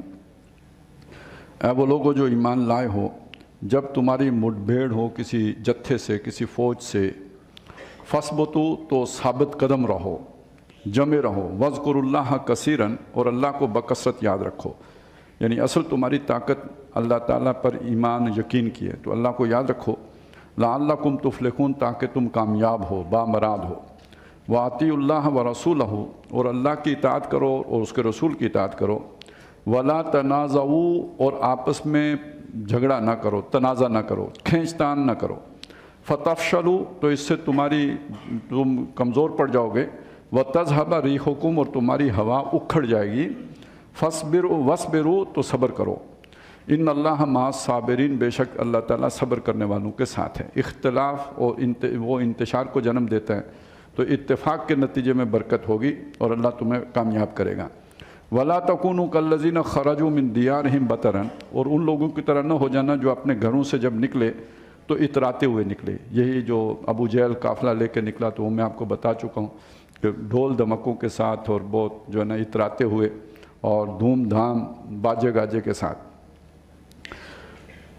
وَرِئَاءَ النَّاسِ، اور لوگوں کو دکھاوا کرتے ہوئے، اکڑ کے چلتے ہوئے، لوگوں کو دکھاوا کرتے ہوئے، وَيَصُدُّونَ عَن سَبِيلِ اللَّهِ، اور نیت اللہ کے رستے سے روکنے کی تھی، ذرا اسلامی جماعت کو ختم کرنے کی تھی، وَاللَّهُ بِمَا يَعْمَلُونَ مُحِيطٌ، اور جو کچھ وہ کر رہے ہیں اللہ تعالیٰ سب کا احاطہ کرنے والا، یعنی پہلے والا تو ہو چکا، آگے بھی جو حرکتیں کریں گے اللہ اسے گھیرے ہوئے ہیں۔ وَإِذْ زَيَّنَ لَهُمُ الشَّيْطَانُ أَعْمَالَهُمْ، اور جب شیطان نے ان کے اعمال ان کے لیے خوبصورت بنا دیے، کام گندے تھے لیکن اس نے ان کو فلسفائز کر کے ان کے لیے خوبصورت بنا دیا، مزین کر دیا۔ وَقَالَ اللَّهُ غَالِبَ لَكُمُ الْيَوْمَ يَوْمَ مِنَ النَّاسِ، اور اس نے ان سے کہا کہ آج کے دن کوئی تم پر غالب نہیں آ سکتا۔ شیطان بھی اس جنگ میں شریک ہونے کے لیے آیا تھا، اور کنانہ ایک قبیلہ ہے، اس کا ایک سردار تھے سراقہ بن مالک، ان کی صورت بنا کے آیا۔ اصل میں ابو جہل لوگوں کو مکے سے نکلتے ہوئے صرف ایک خطرہ تھا کہ یہ جو کنانہ قبیلے کے ساتھ ان کی کوئی کھٹپٹ تھی، تو انہیں خطرہ ہوا کہ ہم کہیں ادھر جائیں اور وہ یہ نہ ہو کہ مکے پر وہ حملہ کر دیں۔ تو شیطان کو اس سے بڑی خطرہ پیدا ہو گیا کہ کہیں یہ بیٹھ نہ جائیں، بڑی مشکل سے میں نے انہیں جو ہے نا وہ ہلاشری دی ہے، تو وہ کنانہ کے سردار کی صورت بنا کے تو ان کے پاس آ گیا سراقہ کی صورت میں، اور بتایا وہ آگے جو آ رہا ہے اس نے آ کے ان سے یہ پہلے وعدہ کیا کہ آج تم پر کوئی غالب نہیں آئے گا، یہ اتنا بڑا جتھا ہے تمہارا، وَإِنِّي جَارٌ لَكُمْ، اور میں تمہارا ساتھی ہوں، میں تمہارے ساتھ چلوں، تمہیں مجھ سے خطرہ ہے تو میں تمہارے ساتھ چلتا ہوں۔ فَلَمَّا تَرَاءَتِ الْفِئَتَانِ، جب اس نے دونوں گروہوں کو دیکھا، یعنی جب آمنے سامنے آ گئے، نَقَصَ عَلَىٰ، کہ بھئی اپنی ایڑیوں پر گھوم کے بھاگ گیا، وَقَالَ، اور اس نے ان سے کہا، جب وہ جانے لگا ہاتھ چھوڑا کے، تو ابو جہل نے کہا یار یہ اس موقع پر یو ٹو، تو انہوں نے کہا انی بری ہوں منکم، انہوں نے کہا میں تم سے بری ہوں، میرا تم سے کوئی تعلق نہیں ہے، انی ارا ما لا ترون، جو مجھے نظر آتا ہے وہ تمہیں نظر نہیں آتا۔ یہ یعنی اس میں یہی اکثر یہی بتایا گیا کہ جبریل علیہ السلام کو جب اس نے دیکھا، انہوں نے کہا بھائی میری تو ہو گئی، بس اب تم جانو، تمہارا کام جانے، قدم بڑھاؤ، تو ہم واپس جا رہے ہیں۔ لیکن ایک بات اور ہے، اگر آپ اسے شیطان کا طریقہ واردات سمجھیں تو بات اور ہے، شیطان کا کام کسی کی دوستی نہیں ہے، سب کو پھنسانا ہے۔ جب اس نے لا کے کڑکی میں فٹ کر دیے، انہوں نے کہا بس ٹھیک ہے، اب وہ تم سے نمٹ لیں گے، تو اب دوزخ میں ہی جاؤ گے نا، میرا تو کام دوزخ میں پہنچانے کا تھا، تو اس ٹھکانے تک لے آیا ہوں، آگے اللہ دے والے ان جاؤ۔ تو اصل مسئلہ یہ ہے، شیطان کسی کا ساتھ نہیں دیتا۔ اب ایک زمانے میں پی ٹی وی پہ بڑا ایک اچھا ڈرامہ چلا تھا، پلے کسی کے نہیں پڑا تھا، وہ جو ہے نا وہ مسٹر شیطان کے نام سے ڈرامہ تھا۔ وہ یہی کرتا ہے، بندے کو بتاتا ہے یار ہیروئن بیچتے ہیں، بہت پیسے ملیں گے، اچھا وہ تھیلا خود لا کے پکڑاتا ہے پشاور سے کہ جاؤ لاہور، اور پھر پیچھے فون کر کے پکڑا دیتا ہے، اور جب بندہ پکڑا جاتا ہے اس وقت پہنچ جاتا ہے وہاں پہ، سارا کام مکمل کرا کے اس کے بعد السلام علیکم۔ اب کسی کو دوستی کا یہ طریقہ سمجھ میں نہیں آتا تھا، کیونکہ انسانوں کے درمیان جو لوگ ڈاکو بھی ہوتے ہیں ان کے بھی یہ طریقہ تو ہے نہیں، اس لیے وہ ڈرامہ ناکام ہو گیا۔ لیکن ایکچولی شیطان کی عادت یہی ہے، وہ آپ کو گھیرے گا، سبز باغ دکھائے گا اور کڑکی میں فٹ کرے گا، اس کے بعد السلام علیکم، میں کون تم کون، ہمارا آپس میں کوئی تعلق نہیں ہے۔ ان کو بھی آگے پھنسایا، اس نے کہا جاؤ انی اخاف اللہ، لیکن منہ سے یہ کہا، یہ ہے اس کا وہ مزین کرنا بات کو، اور زخرف القول، میں تو اللہ سے بہت ڈرتا ہوں، واللہ شدید العقاب، اللہ بہت سخت سزا دیتا ہے۔ اذ یقول المنافقون والذین فی قلوبہم مرض، جب کہنے لگے وہ لوگ جو منافق تھے اور جن کے دلوں میں مرض، دنیا کی محبت، یہاں کی محبتیں پیوست تھیں، غر ہؤلاء دینہم، ان مسلمانوں کے دین نے ان کی مت مار دی، دھوکہ دے دیا ہے، یہ دیوانے ہو گئے ہیں، پاگل ہیں، مرنے جا رہے ہیں۔ تو یعنی یہ جو ہوتے ہیں نا جسے کہتے ہیں زمینی حقائق سے جو ہے نا میں گرفتار لوگ، تو ان کا تو ہمیشہ یہ رویہ ہوتا ہے، یہ دیوانگی ہے، یہ پاگل پن ہے، یہ جنون ہے۔ وَمَن يَتَوَكَّلْ عَلَى اللَّهِ، اور جو اللہ پر بھروسہ کرے، فَإِنَّ اللَّهَ عَزِيزٌ حَكِيمٌ، تو بے شک اللہ تعالیٰ زبردست ہے اور حکمت والا ہے۔ اچھا یہ بات دین کے لیے قربانی دینے کا یہ جذبہ ہر بندے میں ہونا چاہیے، لیکن اس کا یہ مطلب نہیں ہوتا کہ بندہ عقل شریف کا بالکل ہی استعمال نہ کرے، کیونکہ جب یہ ایک تصویر سامنے آتی ہے، اب نوجوانوں کے سامنے عام طور پہ دوسرا پہلو ہوتا نہیں، تو کوئی وہی جو لے کے ان کو بدر آیا تھا، تو اس طرح کے لوگ پھر انہیں انتہا پسندی کی طرف لے کے چل پڑتے ہیں کہ بے خطر جو ہے نا بم باندھ کے پھٹ جا، تو یہ کوئی اس کا کوئی فائدہ، کیا فائدہ ہوگا؟ تو یہ الٹا اس کا نقصان ہے۔ تو یہ مطلب نہیں ہے کہ نہ آپ کوئی حکمت عملی بنائیں، یہ مطلب نہیں ہے کہ نہ کوئی آپ اسٹریٹجی بنائیں، یہ مطلب نہیں ہے کہ آپ عقل کا بالکل استعمال نہ کریں، رسک لینا پڑتا ہے لیکن وہ کیلکولیٹڈ ہوتا ہے، لیکن دوسروں کے اعتبار سے وہ جو ہے نا اندھے میں کنویں میں چھلانگ لگانے والی بات ہوتی ہے، لیکن ایسا ہوتا نہیں۔ اگر یہ دیوانگی کرنی ہوتی تو مکے میں بھیڑ جاتے، ہجرت کرنے کی کیا ضرورت تھی، ادھر ہی لڑ جاتے، لیکن حکمت عملی تھی، وہاں سے نکلے، مدینے میں اپنی تیاری کی، کنسولیڈیٹ کیا، اور جب پوری طرح اپنی کیلکولیشن میں اس قابل تھے کہ اب ان کو رگڑ سکیں تو انیشیٹ لیا، پھر اب ان کو کھینچا اور پھر اپنے پسند کے میدان میں لا کے ناک رگڑوائی ان کی۔ تو یہ وہ دوسروں کی نظر سے یہ تھا کہ یہ جی ہے ان کا مت ماری گئی ہے، انہوں نے اپنی پوری عقل مندی کے ساتھ کیلکولیٹڈ رسک لیا ہے، یہ کوئی اس طرح کی بات نہیں تھی۔ وَمَن يَتَوَكَّلْ عَلَى اللَّهِ، جو اللہ پر بھروسہ کرے، سب سے بڑی بات ہے اللہ کی طرف سے گائیڈنس تھی، فَإِنَّ اللَّهَ عَزِيزٌ حَكِيمٌ، اور اللہ زبردست ہے اور حکمت والا ہے۔ وَلَوْ تَرَىٰ إِذْ يَتَوَفَّى الَّذِينَ كَفَرُوا، اور اگر کاش تم دیکھو جب یہ جو کافر لوگ ہیں ان کی جب جان قبض کریں گے الملائکہ فرشتے یضربون وجوہہم مارتے ہوئے ان کے چہروں پر وادبارہم اور ان کی پیٹھوں پر وذوقوا عذاب الحریق اور یہ کہتے ہوئے کہ جلنے کے عذاب کا مزہ چکھو ذالک بما قدمت ایدیکم یہ تمہارے ہاتھوں کے کیے کا نتیجہ ہے وان اللہ لیس بظلام للعبید اور بے شک اللہ تعالیٰ اپنے بندوں پر ظلم کرنے والا نہیں ہے کداب آل فرعون جیسے یہ مرے ہیں ایسے ہی معاملہ ہوا تھا فرعون کے ساتھ یہ اللہ کے دشمن ہیں تو جیسے اللہ نے فرعون کو لوگوں کو مارا ان کو بھی نہیں چھوڑے گا والذین من قبلہم جو ان سے پہلے تھے عاد سمود جن کے حالات احوال ہم نے پڑھے کفروا بآیات اللہ سب کا ایک ہی جرم تھا اللہ کی آیات کو انہوں کا انکار کرنا فأخذہم اللہ بذنوبہم تو ان کے اس گناہوں پر اللہ نے انہیں پکڑ لیا ان اللہ قوی شدید العقاب اللہ قوت والا بھی ہے اور عذاب کا سخت بھی ہے ذالک بأن اللہ لم یک مغیرا نعمتا انعمہا علی قوم حتی یغیروا ما بانفسہم یہ اس لیے ہوا کہ اللہ تعالیٰ ایسا نہیں ہے کہ کسی قوم کی نعمت کو بدل دے جو اللہ نے ان کے اوپر کی ہو مطلب آل فرعون کو اللہ نے ہلاک کر دیا قوم نوح کو ہلاک کر دیا نعمت تھی کیا اقتدار تھا معیشت تھی خوشحالی تھی تو اللہ نے کیوں تبدیل کر کے برباد کر دیا کسی قوم پر بھی اللہ کوئی نعمت کرے وہ نعمت اللہ تبدیل نہیں کرتا متغیر نہیں ہوتی ان کی حالت حتیٰ یغیروا ما بانفسہم جب تک کہ وہ اب جو ان پر ہے نا ذمہ داری جب تک اس میں وہ تغیر نہیں کر دیتے اصل میں ہوتا یہ ہے کہ پہلے آدمی محنت کرتا ہے کوئی کاروبار ہے تو کاروبار جماتا ہے کوئی قوم ہے تو اقتدار حاصل کرتی ہے پھر محنت کرتی ہے لگن اس کے نتیجے میں اسے اقتدار اس کو توسیع مل جاتی ہے پھر ایک وقت آتا ہے تو اس میں خرابیاں پیدا ہونا شروع ہو جاتی ہیں اب عیاش ہو جاتی ہے اب وہ محنتی نہیں رہتی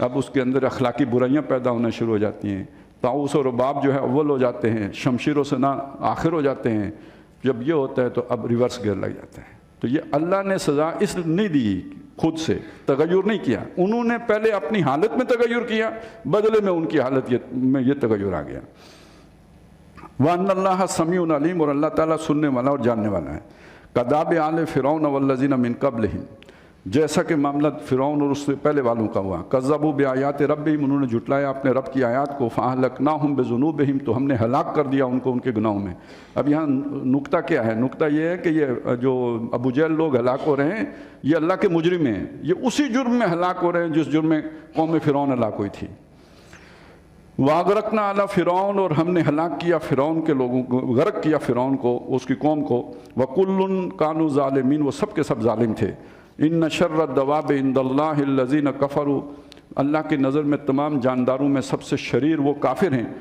جو کافر لوگ ہیں فہم لا یؤمنون تو وہ ایمان نہیں لاتے الذین عاہدت منہم جن کے ساتھ ان میں سے آپ کا معاہدہ ہو عہد ہو یہ خاص طور پہ یہ یہودیوں کا ذکر ہے یہاں چونکہ وہاں پہ 3 لوگ قبیلے تھے تینوں سے حضور کا معاہدہ تھا تو ایک ایک قبیلے نے خلاف ورزی کرنی شروع کی غزوہ بدر کے بعد بنو قینقاع قبیلہ جو تھا اس نے کچھ شرارتیں کی جس کے نتیجے میں انہیں مدینہ سے نکال دیا گیا تو جن کے ساتھ ہے نبی آپ کا معاہدہ کیا آپ نے ان میں سے ثم ینقضون عہدہم پھر وہ توڑ دیتے ہیں اپنے وعدے کو فی کل مرۃ ہر بار وہم لا یتقون اور ڈرتے نہیں ہیں فإما تثقفنہم فی الحرب فشرد بہم اگر ان میں سے کوئی آپ کو جنگ میں مل جائے کہ دوسری کی طرف سے لڑتا ہوا آئے اور مل جائے آپ کو جنگ میں ہے معاہدہ کیا ہوا ہے لیکن اگر جنگ میں آپ کو مل جائے اس کو ایسی سزا دیں من خلفہم کہ سبق پیچھے والوں کو بھی مل جائے عبرت کا نمونہ بنا دیں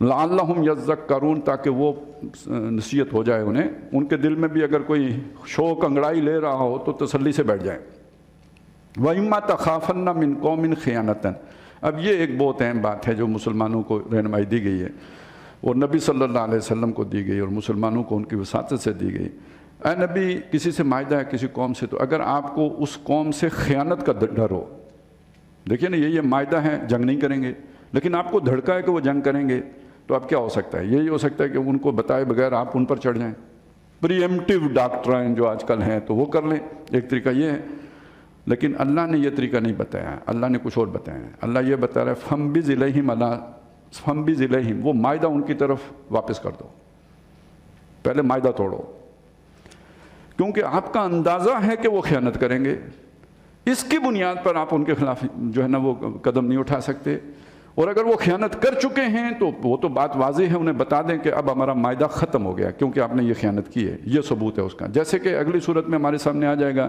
کہ مکے والوں نے جب کیا تھا معاہدہ توڑ دیا تھا، تو وہ معاہدہ ہوتے ہوئے آپ کوئی قدم ان کے خلاف نہیں اٹھا سکتے، وہ خیانت ہوگی۔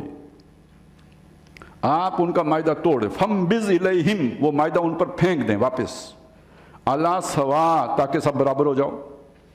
آپ کو شک ہے تو ان کو بھی شک نہ رہے، سب کو پتہ لگ جائے ہمارا معاہدہ ختم، اب ہم جو ہے نا وہ کسی بھی وقت جنگ چھڑ سکتی ہے، اعلان ہو سکتا ہے جنگ کا، کیونکہ معاہدہ بیچ میں نہیں رہا، تو کوئی بھی دھوکے میں نہ لگے۔ ان اللہ لا يحب الخائنین، اللہ بے شک مسلمان بھی خیانت کر رہے ہوں تو اللہ پسند نہیں کرتا، تو دھوکہ کافروں کو بھی دینے کا آپ کو استحقاق نہیں ہے۔ اب یہ وہ چیز ہے آج پوری دنیا میں یہ آپ کو یہ کہیں نہیں ملے گا، جنہیں آپ مہذب قومیں کہتے ہیں ان کے ہاں بھی نہیں ملے گا۔ دھوکہ دینا تو یہ جنگ کا یعنی یوں سمجھا جاتا ہے، اس کے لیے تو حدیثیں کوٹ کی جاتی ہے کہ دھوکہ تو دیا جاتا ہے، یہ والا اس سے قرآن نے منع کیا، یہ دھوکہ نہیں دیا جا سکتا کہ کسی سے معاہدہ ہے اور اس کے خلاف آپ جنگ کر دیں۔ حضرت معاویہ رضی اللہ تعالیٰ عنہ کے دور کا ایک واقعہ آتا ہے کہ وہ کہیں ان کے معاہدہ تھا ان کا عیسائیوں کے ساتھ، تو جب وہ تاریخ نزدیک آئی معاہدہ پورے ہونے کی تو اس سے پہلے انہوں نے جنگی تیاری شروع کر دی، تو ایک صحابی رسول کھڑے ہو گئے، انہوں نے کہا خیانت نہ کرو، خیانت نہ کرو۔ انہوں نے کہا کیا خیانت کی ہے؟ انہوں نے کہا یہ جنگی تیاری کر رہے ہو۔ انہوں نے کہا اپنی سرحد کے اندر کر رہا ہوں۔ انہوں نے کہا ابھی معاہدہ ہے، اس سے پہلے نہیں کر سکتے۔ تو اس حد تک جو ہے نا مسلمانوں نے اس آیت کا پاس رکھا ہے، اور پھر اللہ کی مدد بھی آتی ہے۔ اب اللہ کا حکم توڑ کے کوئی کہیں پہ کوئی شرارت کریں گے، اوپر سے معاہدہ ہے اندر سے گھس بیٹھیے ہیں، تو پھر وہ کیسے اللہ مدد کرے گا؟ کیوں کرے گا؟ خیانت کرنے والوں کی اللہ مدد نہیں کرتا، پسند ہی نہیں کرتا، محبت ہی نہیں کرتا۔ وَلَا يَحْسَبَنَّ الَّذِينَ كَفَرُوا سَبَقُوا، اور یہ نہ سمجھنا کہ یہ کافر لوگ ہمارے ہاتھ سے چھوٹ جائیں گے اور بھاگ کے نکل جائیں گے، ایسا نہیں ہوگا۔ إِنَّهُمْ لَا يُعْجِزُونَ، یہ ہم کو ہرا نہیں سکتے، یہ عاجز نہیں کرنے والے۔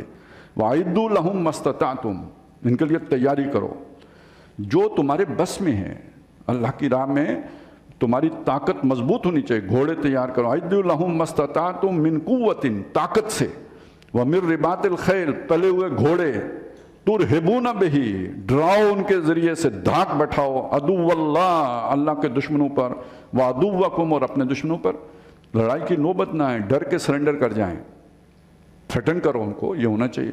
اب آج کے دور میں تو گھوڑوں شوڑوں کا تو کوئی نہیں، گھوڑوں سے میری آگے لگا لیں گے، آتشی اسلحے کا دور نہیں، اب تو یعنی لیزر گائیڈڈ میزائل آ گئے ہیں، اس سے آگے جو ہے نا بات چلی گئی ہے، تو یہ سارا تیار کرو، ظاہر ہے اس پہ وسائل لگیں گے تو معیشت کو ذرا تھوڑی دمک لگے گی، تو عیاشیاں تو نہیں ہوں گی پھر، تو ان کی حفاظت کرو، بنائے ہیں تو سنبھالو، اور اس پر اگر وہ گھاس کھانی پڑے تو کھاؤ، لیکن اس سے تمہارے دشمن ڈرے رہیں گے، سہمے رہیں گے، دور رہیں گے تم سے، تم پر حملہ آور نہیں ہوں گے، نہیں تو وہ کھانے کو آ جائیں گے تمہیں۔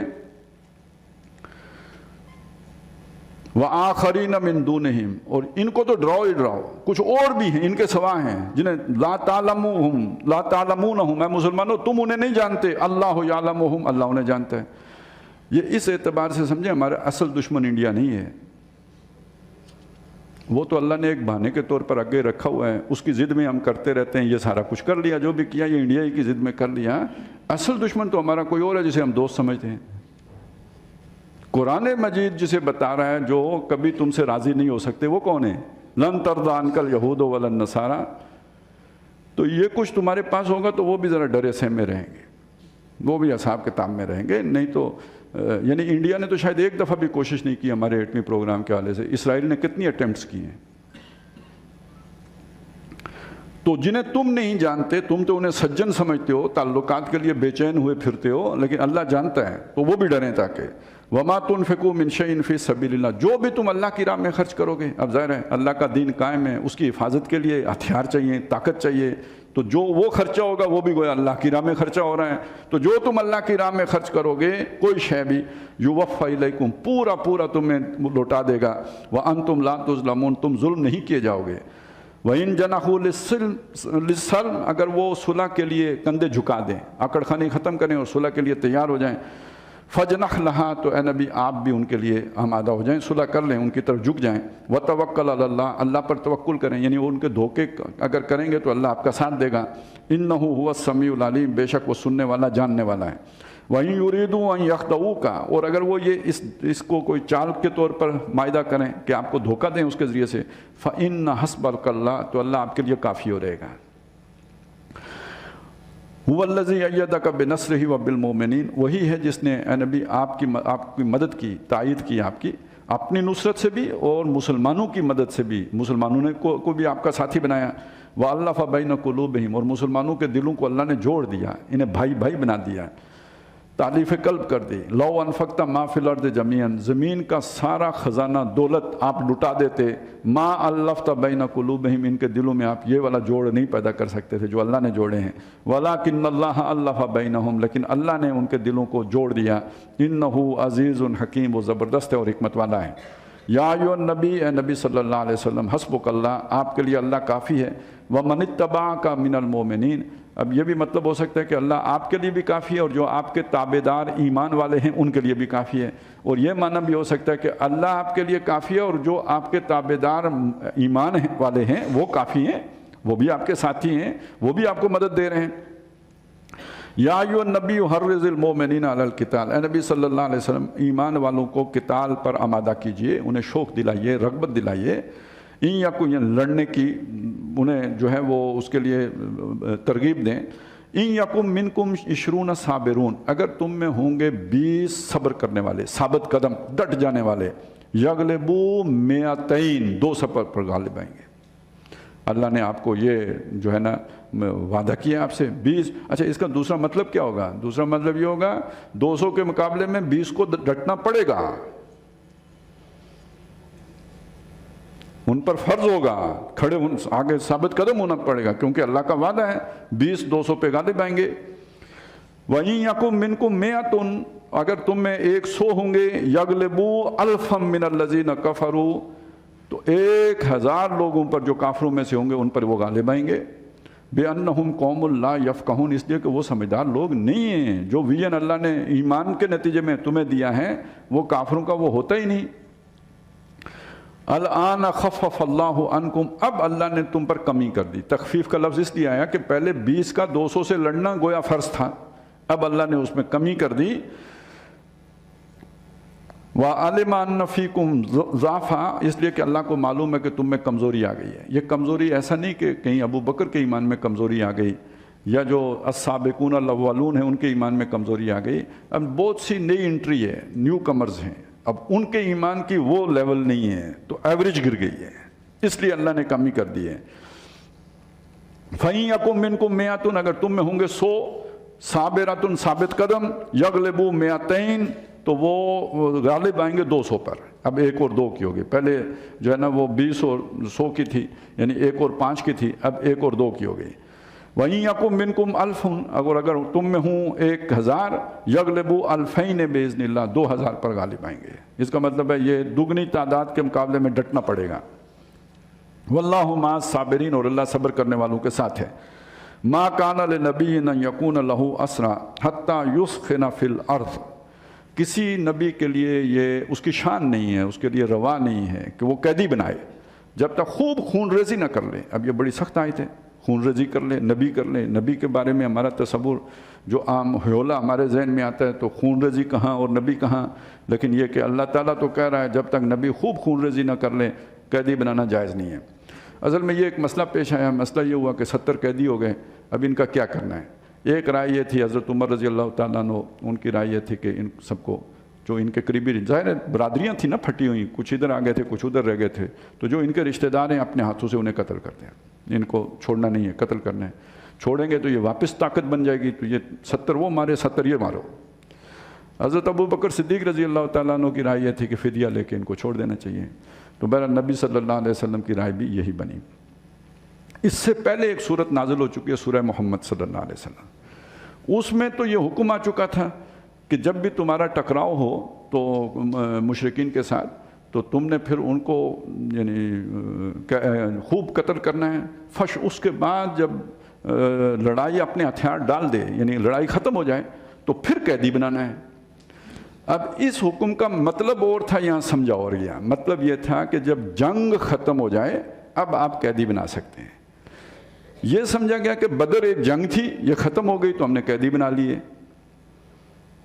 جبکہ اللہ تعالیٰ جو فرما رہا تھا اس کا مطلب یہ تھا کہ جب تک جنگ کا سلسلہ جاری ہے تب تک قیدی نہیں بنانے ہیں۔ تو حضرت عمر وہ سمجھ رہے تھے جو بات تھی، اور دوسری طرف یہ رائے بنی اور فیصلہ وہ ہو گیا جو حضرت ابو بکر صدیق رضی اللہ تعالیٰ عنہ کی رائے تھی۔ اس پر اللہ تعالیٰ نے اپنی ناراضگی کا اظہار فرمایا، کسی نبی کے لیے جائز نہیں ہے کہ وہ قیدی بنائے جب تک کہ وہ خوب خون ریزی نہ کر لے۔ مطلب یہ کہ ان کو جنگی طور پر بالکل بے دست و پا نہ کر چکے ہوں، یعنی وہ اب لڑنے کے قابل نہ رہے ہوں، جنگ ختم ہو جائے، اب آئندہ ان کے ساتھ لڑائی کی امید نہ رہے، کوئی توقع نہ رہے، کیونکہ ان کی قوت ہی ختم کر دی آپ نے۔ اب آپ قیدی بنا سکتے ہیں، اس سے پہلے نہیں بنا سکتے۔ تریدون عرض الدنیا، کیا آپ دنیا کی زندگی یعنی جو ساز و سامان دنیا ہے اس کی وہ چاہتے ہو مسلمانوں؟ واللہ یرید الآخرہ، اللہ آخرت چاہتا ہے۔ واللہ عزیز حکیم، اور اللہ تعالیٰ جو ہے وہ زبردست ہے اور حکمت والا ہے۔ لولا کتاب من اللہ سبقا، اگر ایک کتاب نہ ہوتی اللہ کی طرف سے جو پہلے آ چکی ہے، وہ جو آیت میں نے آپ کو بتائی سورہ محمد صلی اللہ علیہ وسلم کی، فَإِذَا لَقِيتُمُ الَّذِينَ كَفَرُوا فَضَرْبَ الرِّقَابِ حَتَّى إِذَا أَثْخَنْتُمُوهُمْ فَشُدُّوا الْوَثَاقَ، تو وہ والی آیت اگر نہ ہوتی تو حتیٰ وَإِمَّا مَنًّا بَعْدُ وَإِمَّا فِدَانٍ حَتَّى تَضَعَ الْحَرْبُ أَوْزَارَهَا، وہ آیت اگر نہ ہوتی تو کیا ہوتا جی؟ لَمَسَّكُمْ فِي مَا أَخَذْتُمْ عَذَابٌ عَظِيمٌ، تو جو تم نے لیا ہے نا فدیہ، اس پر اللہ تعالیٰ تم کو سخت تمہیں آپ پکڑتا ہے عذاب عظیم، یہ بہت بڑا جو ہے نا اس کے نتیجے میں سزا ملتی۔ لیکن اب چونکہ ایک اجتہادی خطا تھی، اس کی گنجائش ہے، تو فَكُلُوا مِمَّا غَنِمْتُمْ حَلَالًا طَيِّبًا، تو جو بھی تم نے مال غنیمت اس کے نتیجے میں حاصل کیا وہ تمہارے لیے حلال بھی ہے، طیب بھی ہے، اسے کھاؤ۔ وَاتَّقُوا اللَّهَ، اور اللہ سے ڈرتے رہو، إِنَّ اللَّهَ غَفُورٌ رَحِيمٌ، بے شک اللہ تعالیٰ بخشنے والا مہربان ہے۔ یا ایھا النبی قل لمن فی ایدیکم من الاسریٰ، اے نبی یہ جو آپ کے ہاتھ قیدی لگے ہیں ان کو کہہ دیجئے، ان یعلم اللہ فی قلوبکم خیرا، اگر اللہ نے تمہارے دلوں میں کوئی خیر پایا۔ اب یہ ایک اور مسئلہ ہے، مسئلہ یہ ہے کہ ان قیدیوں میں کچھ وہ ہیں کہ جو ہیں مسلمان، انہوں نے اپنا اسلام ظاہر نہیں کیا۔ ظاہر کیوں نہیں کیا؟ اس میں حضور کی بھی منشا شامل تھی یا نہیں تھی، اس کو ایک طرف رکھ دیجئے، لیکن یہ کہ جو مکے سے خبریں ملتی تھی، لشکر چل پڑا، لشکر آ گیا، لشکر بیٹھ گیا، کیسے ملتی تھی؟ یہ لوگ یعنی نبی صلی اللہ علیہ وسلم کی کسی درجے میں اجازت تھی تو وہ وہاں بیٹھے ہوئے تھے اور ان کا اسلام ظاہر نہیں تھا۔ اب وہ یہاں قیدی بن کے پکڑے گئے۔ اب انہوں نے تو حضور کو ان نظروں سے دیکھا ہوگا کہ ہم تو اپنے ہی ہیں۔ اب یہ خفیہ والوں کا یہ بڑا مسئلہ ہوتا ہے کہ اپنے بھی پھر مانتے نہیں کہ یہ ہمارے ہیں، کیونکہ قانونی طور پہ آپ مان نہیں سکتے۔ آپ کسی دشمن ملک میں بیٹھے ہوئے ہیں تو کوئی اپنی آئیڈینٹی چھپا کے بیٹھے ہوئے ہیں، اگر آپ بتا دیں کہ جی ہم تو ادارے کے بندے ہیں تو پھر تو وہ آفیشلی ایک جرم ہو جائے گا کہ آپ نے دوسرے ملک میں مداخلت کی ہے، کوئی نہیں ہوگا۔ تو اسی طرح کا مسئلہ اسلام کے ساتھ بھی ہے۔ جس نے اپنے اسلام کا اعلان کیا ہے وہ مسلمان ہے، جس نے اعلان نہیں کیا وہ ادھر رجسٹر میں مسلمان نہیں ہے۔ اللہ کے ہاں مسلمان ہے ٹھیک ہے، رسول کے ہاں مسلمان ہے ٹھیک ہے، لیکن قانونی طور پہ وہ مسلم شمار نہیں ہوگا۔ جزیہ اس کو بھی، فدیہ اس کو بھی دینا پڑے گا، بے شک قیدی ہے، لیکن اللہ تو جانتا ہے کہ اس پہ کیا بیت رہی ہے، تو اللہ اس کو تسلی دے رہا ہے۔ یہ جو آیت ہے نا یہ اس کے لیے جو اندر سے مسلمان ہے لیکن اوپر سے اسے یعنی حکمت عملی کے تحت اس نے اعلان نہیں کیا، تو اب وہ بات آ گئی۔ اے نبی جو آپ کے ہاتھ یہ قیدی لگے ہیں، ان یعلم اللہ فی قلوبہم، اچھا یہ جو ہوتا ہے نا یہ ایک اور مسئلہ ہے کہ یہ جو خفیہ کاروائیاں ہوتی ہیں یہ ڈبل کراس کا بھی کوئی پتہ نہیں ہوتا۔ اس کا کیا پتہ، ایک آدمی جا کے کسی انڈین سفیر سے ملا، پاکستانی ہے خفیہ کا، مل کے ہو سکتا ہے اس کو انفارمیشن دی ہو، آپ نے معلوم کر لیا، پکڑ لیا اسے، اس نے کہا نہیں میں تو بات نکالنے کے لیے ملا تھا، کیا کریں گے؟ تو یہ اس لیے یہ اسلوب اس طرح کا ہے یہاں پہ۔ اگر اللہ نے تمہارے دلوں میں خیر دیکھا، اللہ نے دکھا یعنی تمہارے دلوں میں خیر ہوا، واقعی ایمان ہوا، یؤتکم خیرا مما اخذ منکم، آج جو تم سے لیا جا رہا ہے اس سے بہتر اللہ تمہیں عطا کر دے گا، ویغفر لکم، اور تمہیں بخش دے گا، واللہ غفور الرحیم، اور اللہ بخشنے والا مہربان ہے۔ وَإِن يُرِيدُوا خِيَانَتَكَ، اور اے نبی یہ اپنے اسلام کی جو ہے نا وہ کر کے آپ کو دھوکہ دیں، ڈبل کراس کرنا چاہیں اگر، فقد خان اللہ من قبل، تو اس سے پہلے اللہ سے خیانت کرتے رہے ہیں. ظاہر ہے آپ کی دعوت تو بعد میں قبول کی ہے، پہلے تو یہ اللہ کی نافرمانیاں کرتے رہے ہیں. فَأَمْكَنَ مِنْهُمْ، تو اللہ نے ان کو پکڑوا دیا. وَاللَّهُ عَلِيمٌ حَكِيمٌ، اللہ علم والا حکمت والا ہے. إِنَّ الَّذِينَ آمَنُوا وَهَاجَرُوا وَجَاهَدُوا بِأَمْوَالِهِمْ وَأَنفُسِهِمْ فِي سَبِيلِ اللَّهِ، بے شک جو لوگ ایمان لائے، جنہوں نے ہجرت کی، جنہوں نے جہاد کیا اپنے مالوں اور جانوں کے ساتھ اللہ کی راہ میں، یہ مہاجرین جو مکہ سے چل کے آئے ہیں ان کی شان ہے. والذین آووا ونصروا، اور وہ کہ جنہوں نے ان کو جگہ دی، ٹھکانہ دیا اور مدد کی، یہ مدینے والوں کی شان ہے جو دونوں مل کے اب ایک پارٹی بن گئے ہیں. اولئک بعضهم اولیاء، اور بعض یہ ایک دوسرے کے دوست ہیں. اور یہاں دوست اصل میں اگر آپ وہ کامریڈ کے لفظ کی چاشنی سے واقف ہوں نا تو یہ وہ اس معنی میں آ رہا ہے. والذین آمنوا ولم یہاجروا، اور وہ لوگ جو ایمان لائے اور انہوں نے ہجرت نہیں کی، ما لکم من ولایتہم من شیء، ان کے ساتھ تمہاری کوئی دوستی، دلی تعلق ان کے ساتھ تمہارا کوئی نہیں ہے. حتیٰ یہاجروا، جب تک کہ وہ ہجرت نہیں کرتے. یہ ہجرت سب پہ فرض تھی، صرف مکے والوں پر نہیں. مکے سے جب نکلے تھے تب مظلومان نکلے تھے، لیکن اب جنگ ہو رہی ہے تو اپنا جو قلعہ ہے اس کو مضبوط کرنے کے لیے ساری طاقت ایک جگہ پہ جمع ہونی چاہیے. تو جو بھی ایمان جہاں بھی لائے گا اسے ہجرت کر کے مدینے آنا ہے. تو جو ہجرت نہیں کی جس نے، اس سے کوئی دوستی نہیں. وَإِنِ اسْتَنْصَرُوكُمْ فِي الدِّينِ، اب ایک نیا مسئلہ آ گیا. وہ جنہوں نے ہجرت نہیں کی ہیں مسلمان، وہ اور ان کو وہاں پہ تشدد کا نشانہ بنایا جا رہا ہے، مارا جا رہا ہے. وہ اگر تم سے مدد طلب کریں دین کے اس معاملے میں کہ دین کی وجہ سے وہ کہیں قید ہوں، کوئی مسئلے مسائل کا شکار ہوں، فَعَلَيْكُمُ النَّصْرُ، اے مسلمانوں تمہارے ذمے ہے ان کی مدد کرنا. إِلَّا عَلَىٰ قَوْمٍ، ایک استثناء ہوگا، سوائے اس کے کہ جس قوم میں سے وہ ہوں، بینکم و بینہم میثاق، اس قوم اور تمہارے درمیان معاہدہ ہو، جنگ نہیں کریں گے. تو کیا ان کو چھوٹ کی اجازت ہوگی کہ مارتے رہیں مسلمانوں کو؟ نہیں، ان کے ساتھ ٹیک اپ کریں، انہیں بتائیں بھئی یہ آپ اس معاہدے کی خلاف ورزی کر رہے ہیں، ہمارا جنگی معاہدہ، آپ ہمارے بھائیوں کو مار رہے ہیں. نہیں تو ہم معاہدہ ختم کر دیں گے. فَمْبِذْ إِلَيْهِمْ عَلَىٰ سَوَاءٍ والی بات جو پہلے آ چکی، پھر وہ کریں، لیکن معاہدے کے موجود ہوتے ہوئے ان کی مدد نہیں کر سکتے. وہ معاہدہ ختم کر کے ہی مدد ہوگی. واللہ بما تعملون بصیر، اور جو کچھ تم کرتے ہو اللہ تعالیٰ اسے دیکھتا ہے. والذین کفروا بعضهم اولیاء بعض، جو لوگ کافر ہیں وہ ایک دوسرے کے دوست ہیں. الا تفعلوہ، اگر تم وہ نہیں کرو گے، تکن فتنۃ فی الارض، زمین میں فتنہ ہوگا، وفساد کبیر، اور بہت بڑی خرابی ہوگی. اب یہ یعنی جو نہیں کرو گے وہ کیا ہے؟ نمبر ایک اس کا مطلب یہ ہو سکتا ہے جو پیچھے آیا، اگر وہ جو مظلوم مسلمان ہیں ان کی مدد نہیں کرو گے تو بہت بڑا فتنہ ہوگا. اور دوسرا مطلب کیا ہوگا کہ اگر ان کی تم مدد معاہدہ توڑے بغیر کرو گے، اوپر معاہدہ رکھو گے اور خیانت کر کے، یہ بھی فتنے کا باعث بنے. تمہاری یعنی وہ ساکھ ہی متاثر ہو جائے گی کہ تم ایماندار ہو تو تم بھی دوسری قوموں کی طرح گویا بے ایمانی کر لیتے ہو. تو یہ بھی فتنے اور فساد کی بات ہے. تو ان دونوں طرف یہ ضمیر راجع ہو سکتی ہے. والذین آمنوا وہاجروا وجاہدوا فی سبیل اللہ، جو ایمان لائے، جنہوں نے ہجرت کی اور جنہوں نے اللہ کی راہ میں جہاد کیا. والذین آووا ونصروا، اور جنہوں نے ان کو ٹھکانہ دیا اور ان کی مدد کی. اولئک ھم المؤمنون حقا، یہ ہیں حقیقی مومن. کل ہم نے جو ہے نا آخر میں جو 5 آیات پڑھی تھی جس میں یہ ذکر تھا کہ وہ مومن کون ہیں، نماز پڑھتے ہیں، جو جب ان پر اذا تلیت علیہم آیاتہ زادتہم ایمانا وَإِذَا ذُكِرَ اللَّهُ وَجِلَتْ قُلُوبُهُمْ، یہ ان کی صفات بیان ہوئی تھی. یہ ساری جو ایک انسان کے دل کی خوبیاں ہیں یا اچھے اخلاق ہیں یا جو ایمان کی کیفیات ہیں ان کا بیان کیا تھا. اور آخر میں فرمایا اولئک ھم المؤمنون حقا. اب آپ سوچیں ایک تصویر وہ ہے جو وہاں پہ آئی ہے، یہ تصویر اس سے بالکل مختلف ہے. جو قربانیاں دیتے ہیں، جو جہاد کرتے ہیں، جو ہجرت کرتے ہیں، جو مومن بھائیوں کے لیے اپنے دروازے کھول دیتے ہیں، ان کی مدد کرتے ہیں، یہ اولئک ھم المؤمنون حقا. اب دونوں کو سامنے رکھیے تو ان میں سے کیا ایک کریں تو آپ حقیقی مومن بن جائیں گے. مثلاً فرض کریں ایک شخص جو ہے وہ نماز پڑھے، روزے رکھے، وہ سارا کچھ کرے جو وہاں تھا، یہ کام نہ کرے جو یہاں آیا، تو یہ ادھورا مسلمان ہے.